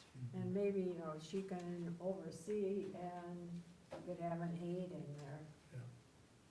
So I think nothing's off the table. I think really first step is working with her, to understand kind of what capacity she has, and then, because I think we're all on the same lines, that maybe, having somebody with that skill set and having that actually happening, gonna be a big change for us. So making sure we understand how we can leverage that long-term. It seems like being in one school is probably gonna be more than a full-time job. And to get everything together, I was talking with Jason a bit about, the software program has been paid for and updated, so that's all a good thing. There are a lot of good things there, but Yeah. putting it back together is Yep. going to be a very labor-intensive process. And it sounds like what she wants to do is interact with the staff and students, which is exactly what we would like to have happen once other things are in place, because you can't really do that until you know what you have. So it's a very, we need to support her. Oh, absolutely. Yeah, yeah, and we can, It's gonna be a huge job. yeah. But challenges are I'm fun. glad she has both public library and school library backgrounds. I think that's real exciting. Be a real benefit to us. Didn't know there was a difference. Oh, There's big a big difference. difference. Big, big difference in so many ways, yeah. Yeah, well, Joanne was just explaining to me what a media person's role is in the school, and Well, even without a curriculum coordinator, that person, the library media person, can fill that role as well. So there's multiple tasks that are out there to be improved on and advanced. Teachers should be so happy to have somebody in that role. Yeah. Because it's And gonna be then be a able to- real asset. Yeah. Yeah. I think, the relations, right, Yep. are important. Yes. So Oh, yes, absolutely, start so, with that. yeah. No. yeah, so things are looking good, and she'll start in June and have the summer to sort of get things organized and pulled together, so that sounds great. Anything else you ladies would like to bring out? No, not here. Not right now. Elementary playground equipment, you, I think, covered in her report, unless anybody has any other questions on that. Okay, we are gonna move on to action items. I need a motion to approve the regular board meeting minutes of April 26, 2021, the legislative action committee meeting minutes of April 28, 2021, the policy and practice committee meeting minutes of April 29, 2021, the public relations marketing committee meeting minutes of May 4th, 2021, the building grounds and transportation committee meeting minutes of May 6th, 2021, and the charter school committee meeting minutes of May 12th, 2021. I so move. I'll second that. I have a motion by Joanne, second by Pat. All in favor? Aye. Opposed? Motion carries. I need a motion to approve the bills that were presented to us. So move. I'll second. Motion made by Pat, seconded by Ann. Questions or discussion on those? Hearing none, all in favor? Aye. Opposed? Motion carries. I need a motion to approve the high school hallway ceiling project. I'll move. Motion made by Ann. I'll second. Seconded by Joanne. All in favor? Aye. Opposed? Motion carries. I need a motion to approve the WIAA 2021-2022 membership. So move. Motion made by Mick. Do I hear a second? I'll second. Seconded by Joanne. All in favor? Aye. Opposed? Motion carries. I need a motion to approve the food service agreement. So move. Motion made by Pat, do I hear a second? I'll second. Second by Ann. Questions or discussion on that? All in favor? Aye.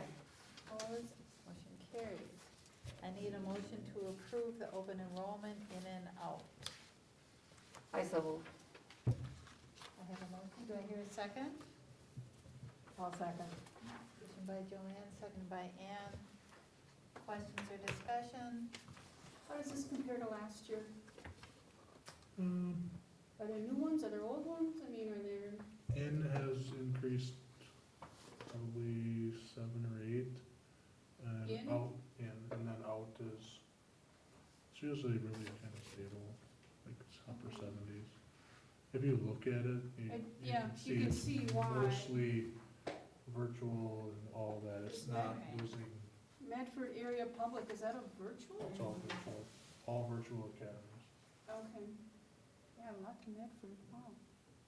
Merrill's one of them, I mean, there's, actually a bunch of those are housed in one place. Big Carlin. Yeah. Okay. Athlone. Any other questions or discussion? Will we be like reaching out to these people with our own charters? We have. One of the things that you run into is, there's usually a specific reason why they are in certain ones. So Oh, I see. Okay. if there's like, they don't like public school policies because their behavior is bad, they tend to go to X. If they want to, maybe specialize in certain types of programming, they'll go to RVA, Wisconsin Virtual, if they want to do that. So, all the charters that are virtual have their own kind of flavor. There's a reason why they're going there. And then the other kids that open enroll out to their neighboring districts, it's always, almost always, it's either they live on the school district line, or their parents work there, or X. So, I'm a good example, I live in Luxembourg Casco, my kids come to Algoma. So we also have people that work in Right. Luxembourg Casco, so their kids go to Luxembourg Casco. So, not that they hate our district or anything, just Convenience. that they Convenient. Okay. And if you look at open enrollment in, a lot of it is our staff's kids. Okay, we have a motion and a second, all in favor? Aye. Opposed? Motion carries. All right, we'll get a motion and a second, and I think we'll have a little discussion on this. I need a motion to approve the revisions to the employee handbook as presented. Also move. I'll second. Motion by Ann, seconded by Joanne. I think there was some clarification questions. Yeah, that you know, when we I saw talked this in black and white, I thought, wow, is that really what we want? It said that, you know, there will be no pay for unvaccinated employee in quarantine. Well, what if that unvaccinated employee is we're doing their classroom virtual and meeting with their kids, and, I mean, this policy states, no, you're not getting paid. Even if we've asked you, or you are meeting with your students and running your Zoom classes and whatever you need to do to keep them up to snuff. I don't think when you read the policy, I mean, in our little minutes, Yeah. it says that, but if you read the policies, I don't, I mean, it talks about if the teacher is doing virtual and they're putting in a full day of work, and if it's Okay. approved. I didn't put the two and two together. When I Yeah. saw this, I thought, oh, I don't think that's what I want. Yeah, so I think we sort of cover We that, covered that, okay. because if, I mean, gotta read that then. tell me if so it's up to the supervisor, yeah, so Jason's agreeing with me. Okay, Yeah, so so that, if they're able to teach virtually from home and put in a full day of work, they are gonna get Okay. paid. So I okay, think, so I'll just read it. So, this will be determined on an individual case-by-case basis in the sole and absolute discretion of the employee supervisor or administrator. Any work from home arrangement shall be pre-approved and documented. okay, All work from home arrangements shall be temporary and shall not establish any precedent or past practice by which the district will be bound in the future. Staff must work their entire scheduled time to count as a paid work. okay. When I saw this, I just stopped dead in my Yeah. tracks. Yeah. My fault. Yeah, no, that's all right. It's good to question, and I went back to, Yeah. to look at it too, to just make sure. But, we wanted to make sure that teachers knew that if they were vaccinated, they didn't have to quarantine. I guess that was one of the concerns of some of the summer school staff, that if they would be exposed during summer school and had family vacation plans and then had to quarantine for 14 days, that could, so that was sort of trying to make a decision about whether to teach or not. So we wanted to get that in there. We also, these are gonna be through summer school, and then everything will be revisited before next school year, but when we see what's gonna be happening. And I think it is important to stress that, all of these have to be treated on a case-by-case basis, because if it is something that they are close contact because of school, well, we're obviously going to work with that individual so that they can teach and provide. And I said this to Mick today, I think where we run into some of our problems is when we had not much direction around that. People were saying, well, I'm working from home, but no way to verify that. So this policy puts that communication front and center. And really for the student and the staff member and the parents involved, because everybody should be on the same page. If we are going to have a teacher teaching from home because of that, then everything will stay the same, just as if they were in the classroom moving forward. So this year, that's a little bit different though, because we were in a different environment. So next fall, you're gonna go back to your traditional type schedules. So you won't have like I'm just taking this building, for example, 2 teachers, large space, entire grade level. You'll be back to Joanne's teaching science 9 at this time frame. So much easier to monitor, much easier to communicate, much easier to hold people accountable to. And again, for the most part, we did well. I mean, I think we had some minor abuse of that going on, but really post January 1, things got much better on that. And my second question, I'm just thinking about this, if say they test positive and they have no symptoms, why don't we just have them wear a mask and why do they have to quarantine? That's what these masks are for, right? Well, I don't think any of our insurance providers are gonna allow that to happen. That's what that's gonna be about, because it's gonna be, goes back to the whole do care. So you know what you know, right? So it'd be, for instance, happened this year, right? When other schools had a positive person show up to school and then they wanted to play a basketball game that night. It demonstrates, if you don't demonstrate due care, that's where you're gonna get yourself in trouble, so. I'm just trying to teach you masks, What's that? Oh, we all are. Everybody is. Hey, we get it, like soon. we get it. I just, Well, it might not be soon. Well, it's a matter, the vaccination route is moving us in the right direction, so. I got a couple of questions here. What about the vaccinated person who tests positive? Can't happen. It's, What do you mean, it can happen? it could, People get it, they It get in the could. hospital, they die from it, even though they've been vaccinated. it's pretty rare, but anybody who has symptoms that is vaccinated has to stay home. And get tested, and if they're positive, then, Okay, so that would cover the first page, bottom paragraph, staff who experiencing COVID-19 symptoms. That would cover vaccinated, unvaccinated, because it doesn't Right. differentiate between the two. exactly. Okay, what about the people of natural immunity? And are not going to get vaccinated because they have natural immunity? There's no proof. How do you prove you have natural Yeah. immunity? Well, because you had COVID.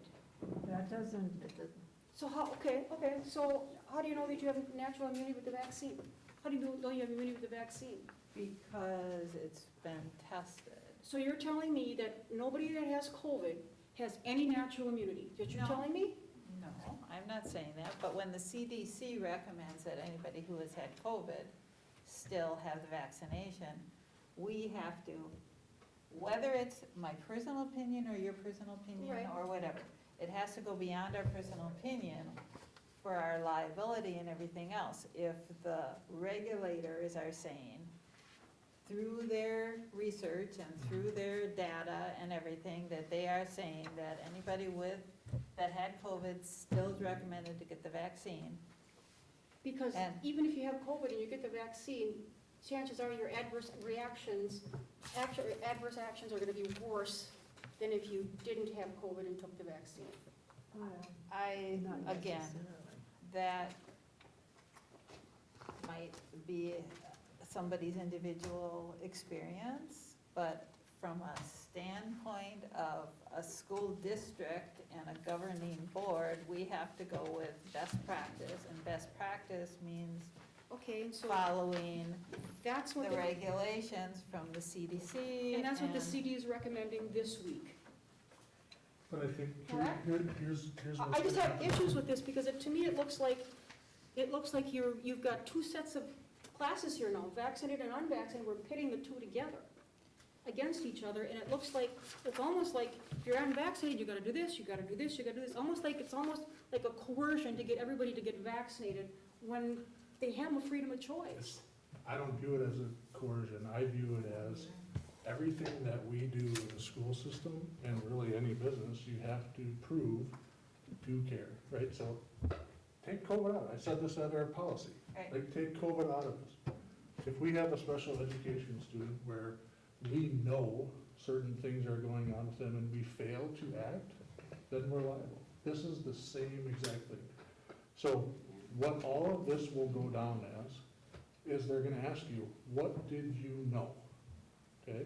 And if the school district doesn't, or says that, well, I knew X, and then you continue to operate this way, it's a failure of due care. So it's the same as failure of due process. So if a police officer fails to go through due process, it gets thrown out. I'm It's the not, same exact thing. oh no, I'm not saying that. I'm not saying that we should allow, I'm just saying that we have different set of rules here. I'm not saying about anything about letting vaccinated people come, unvaccinated come back if they're got COVID or I'm not saying anything about that at all. What I'm saying is, if you're not vaccinated and you get COVID, you're not gonna get paid. Because there is but You know I'm what I'm gonna saying? throw the devil's advocate on that, because our school district incurred a huge expenses last year because of people that got COVID, and we had to have substitute teachers. I mean, the school district has a cost when our teachers are out, and the students have a cost in terms of not getting the education. So, since there wasn't a route last year, for the most part, until the vaccinations were proven, available to everybody, we obviously, that's why the federal government had payment options that the schools could pay everybody, because we wanted to, that was our only avenue. Well, now the avenue that they are advocating is vaccinations, and vaccinations down to 12, and they're gonna hopefully get it even before that. So, a school district Green Bay implemented that months, as soon as they started back in, they had this exact policy. We're not the only ones coming up with this. This is pretty standard, because it's saying you have, granted, yes, a person, individual has a choice of whether to get vaccinated, but the consequences are on them in terms of their decision. It shouldn't be the district having to pay for a substitute teacher or, whatever, if there is the ability of that person to have more resistance to vaccination. So that's where it comes from. It's just, It doesn't say anything about not paying an unvaccinated person. It says if a person is a close contact and they are unvaccinated, right, then they have to follow the same quarantine process that we went through the whole year. And if that happens outside of our kind of buildings and stuff, yeah, there's an open, because we have to then incur the cost of having an educator to fill that void. And if it happens in our building? If it happens If in it's our schools or building, is in our building, in our building, Yeah. then what? then we have to figure something out, if that person is able to teach or not, right? So Okay, if the it exposure is happens outside the here, building, do we Then we still? have no control over it. But do we still kind of do the same way, give them an avenue to teach? Well, Not necessarily. they may not necessarily be in the building. Well, But but there's we an don't avenue treat to it like we teach. did before, like But the Zoom meeting. you will still have to bring a person into the classroom. Because remember, it's gonna be different. All your kids are gonna be here, Right. and now the teacher won't. So that'll be the difference. Now, if it happened that that So the whole before, class had to right. be quarantined, Right. Well, then wouldn't, that's. if the teacher was exposed, wouldn't her whole Not class all- have to quarantine? Not always, because a teacher could be exposed in a coaching, From where? in coaching. They could be Well, in a small and group. it'll they be could very exposed. difficult to determine where somebody gets it. Right. It's just like that example of that company that you were telling Absolutely. in the meeting. Absolutely. That, that to prove where you got it is very hard. Mhm. Is very, very hard. The bottom line in that case, well, Sure. the case of, was not that did the person get it there Right.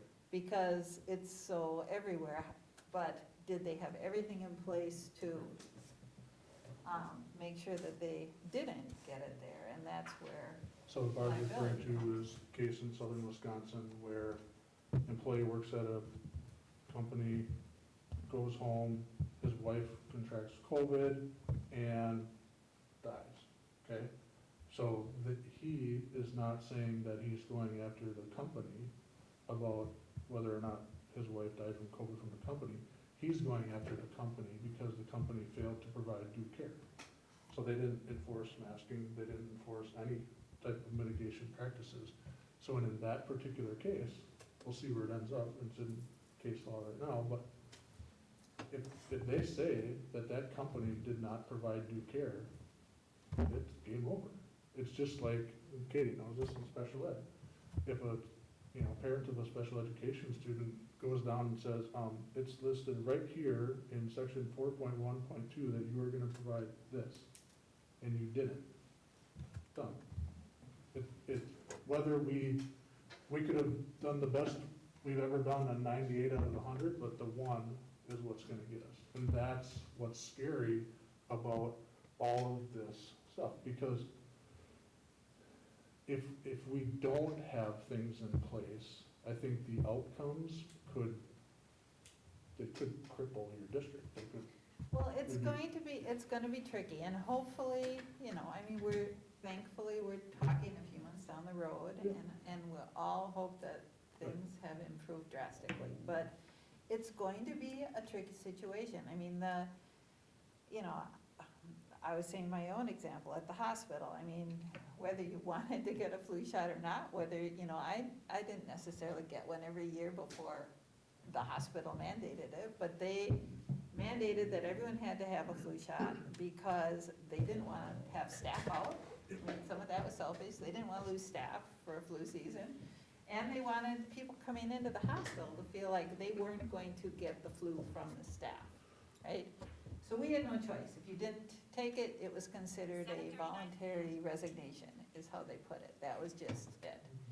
And I think we're gonna have some questions and some things to think about this fall, because there are going to be parents that are gonna say, is Johnny's teacher vaccinated? I would be one of those, I would too. And I would not. because there was an article today in the paper on unvaccinated could pose risk to others. I have a daughter who has asthma. And, Well, then she should be vaccinated, if they're oh, concerned. she is, but she could get COVID because of her drugs that she takes. But she is vaccinated. Well, what we're But- saying is kids, especially if the kids can't be vaccinated yet, and they are coming into a school system, we're gonna have to handle concerns, because if. my bet is it will be written directly in IEPs. And that parent has every right to do it. So I'm not saying that we would be getting rid of a staff member, but if it's in an IEP, that staff member may have an entirely different job and have no contact with said student. And that's Okay, entirely plausible. said non-special ed student without an IEP. Both my grandsons have asthma issues, so,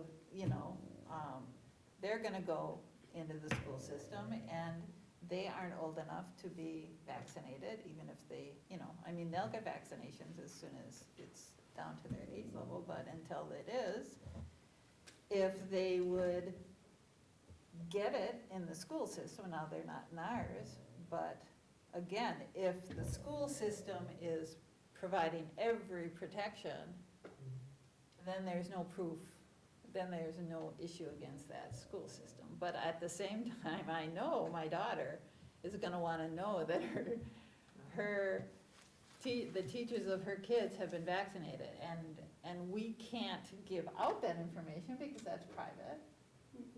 But, I think the parents can ask the teacher themselves, and then the teacher can respond however they want to respond. But when we have a parent that says, I asked Johnny's teacher and she said she's not planning on getting vaccinated, I don't want Johnny in that class, we are going to have to figure out some of these issues. So it's gonna be complicated, and we're gonna have to take things piece So by once the piece. emergency clarifies, or is eliminated from the vaccine, I think things will change too. I know in southern Wisconsin, medical facilities, once that changes, they're gonna act on that very quickly. I know that for a fact. I think the hospitals will The make emergency use authorization is the big hangup, right? So if, once that is lifted and it becomes a requirement, then you will have a much clearer direction, right? Just like other things that we've gone through in the past. But you're in a time right now where Right. you have all sorts of things Yeah. swirling, and you can talk to a lawyer today, and they're gonna tell you the same thing. Mhm. Here's your information, it's good for today or next week, that's it. Because some of this stuff is, we're all kind of learning about it and how to handle it, right? And unfortunately, you're gonna learn a lot about it where there are, I will say, kind of a catastrophic failure of leadership, right? Where it's just ignored, and then something bad happens, and then they're gonna have a very clear road back to say, well, this was the decision that was made, right? And then all these events happened, you're gonna learn a lot. And I use special ed law because it's almost exactly the same. I can remember everybody pounding in your head, do not,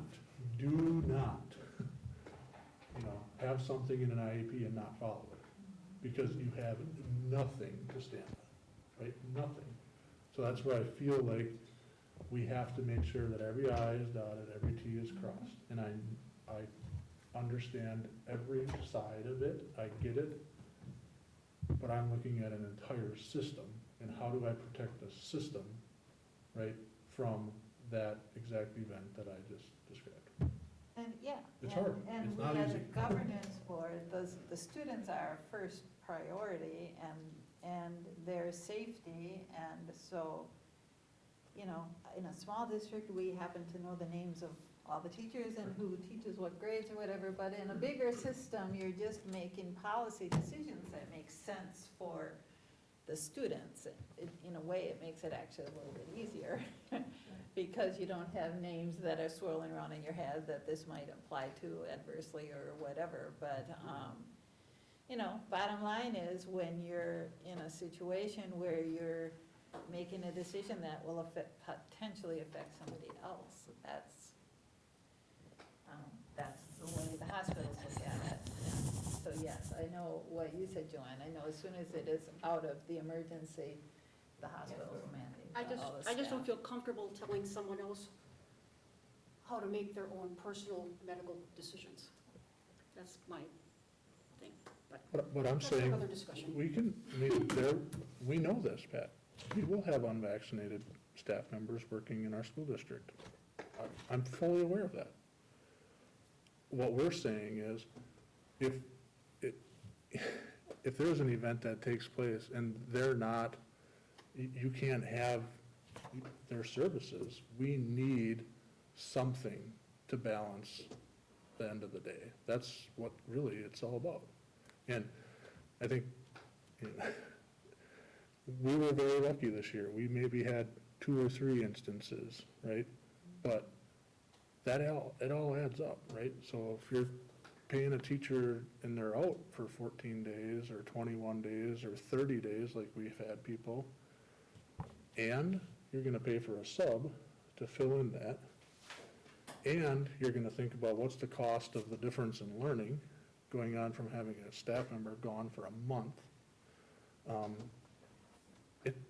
It's tough. It's very, very, very, very tough. And, you know, that, at the end of the day, that's just the stuff that I think about, is, I tell kids all the time, every kid that walks into this building has a right to a good day at school, right? And that includes learning. And I wouldn't feel very great with myself if I put somebody in front of a classroom full of kids that has no idea, right, no fault of their own, and now they're charged with educating kids. Well, you know, and again, that's an extreme, right?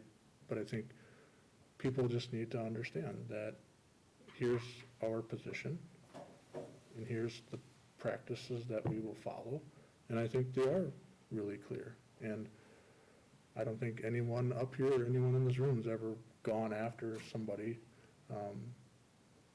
you know, for just no reason whatsoever. So, I mean, that's the way I view it this. I think it's clarity for a staff member. I think it's clarity for us. I think it's clarity for families and students. This is how we'll proceed. And in the event that, you know, somebody's unvaccinated and they have to quarantine and they're not symptomatic, or, you know, and they can, and it works for us and we can do that, so be it, right? But it's just something that we are gonna have to work through. Yeah, And there's you know, gonna be, and and again, different places, different scenarios, right? right. You remember the numbers that were on the board, right? So, different places, different things, right? So, you may see it in one and not see it at all in the other. Yeah, and it is a few months down the road, and that's why, I mean, this is current through summer school. Through the end of June. And, This policy is just current through summer school? right, Okay. I mean, because anything COVID-related, Right. we are going to have to revisit with any kind of new updated guidance from the organizations and the insurance companies and all the people that look to it that are gonna be, I mean, that was one of the things Nick brought up in the meeting, that it isn't just what we do here, it's our workers' comp, it's our liability, it's all these places are looking at what things did you have in place when they're, I mean, it's Luxembourg Casco. So, fine and dandy, make a decision, okay? And I'm just telling you the fact. Make a decision, realize, oh my God, right? Yeah.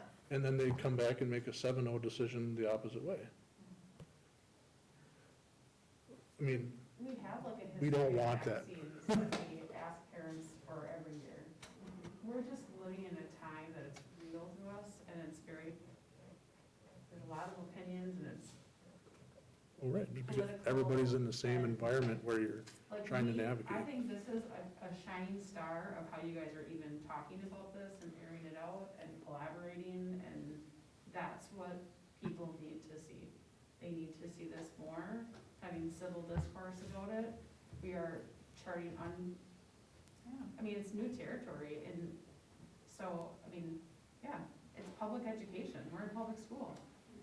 We have vaccines, I have to fill out every year for my kids of what is required at certain ages. It's just that we're living through a time with a brand-new vaccine that has become very political and has become inserts of opinions, and so well, we just and, have to. and people have, you know, legitimate fears, you know, about On it. both sides. Yeah, I mean, people have, you know, there are things about it, but again, from a board issue and from a policy issue, we have to go by the data and the guidelines that the people that hopefully know the best, you know, and we'll revisit it. Hopefully, things will be better in the next couple months. Be good. I mean, it's, you know, I don't necessarily know that it's gonna go away from some of their perspectives, because you know, insurance companies are gonna be the very, very, very, very last, right? Because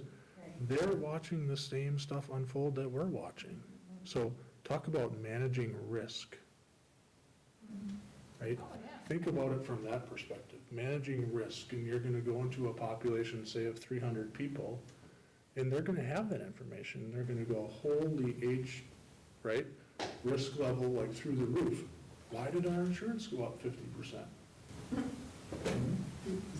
That's what's going to happen. And, well, I don't like it any more than anybody like it. I mean, but that's how all of the systems are gonna go through this process. And it's gonna be a fight. It's gonna be a war, and you're gonna not like some things. I don't like some things, but you're gonna have to try and figure out how to manage and keep some stability through all of that. Because I think there's a lot that we're gonna learn, a lot. And it's not gonna come from anyone up here. It's gonna come from the places that provide services to us, that we have to have, right? So, talk about a tough conversation, right?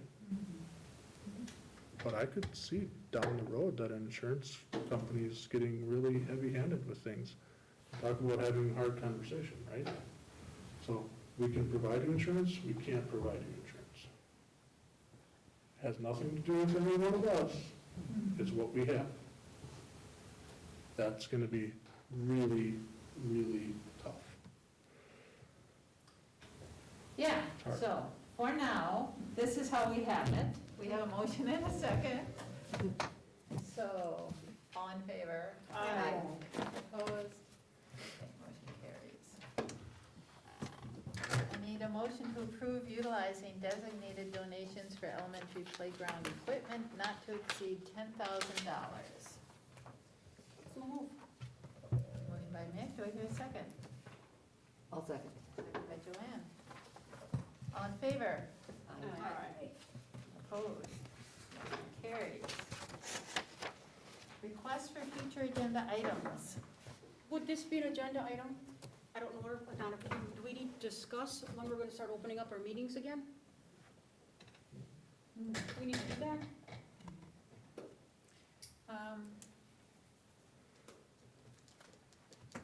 Let's put it on next month's agenda. Let's discuss it, Mhm. because I think maybe that is something that we can get some advice about and see what other people are doing and things. And just the line item change of mine, just to know about that, or add Algoma Venture Academy. Yes.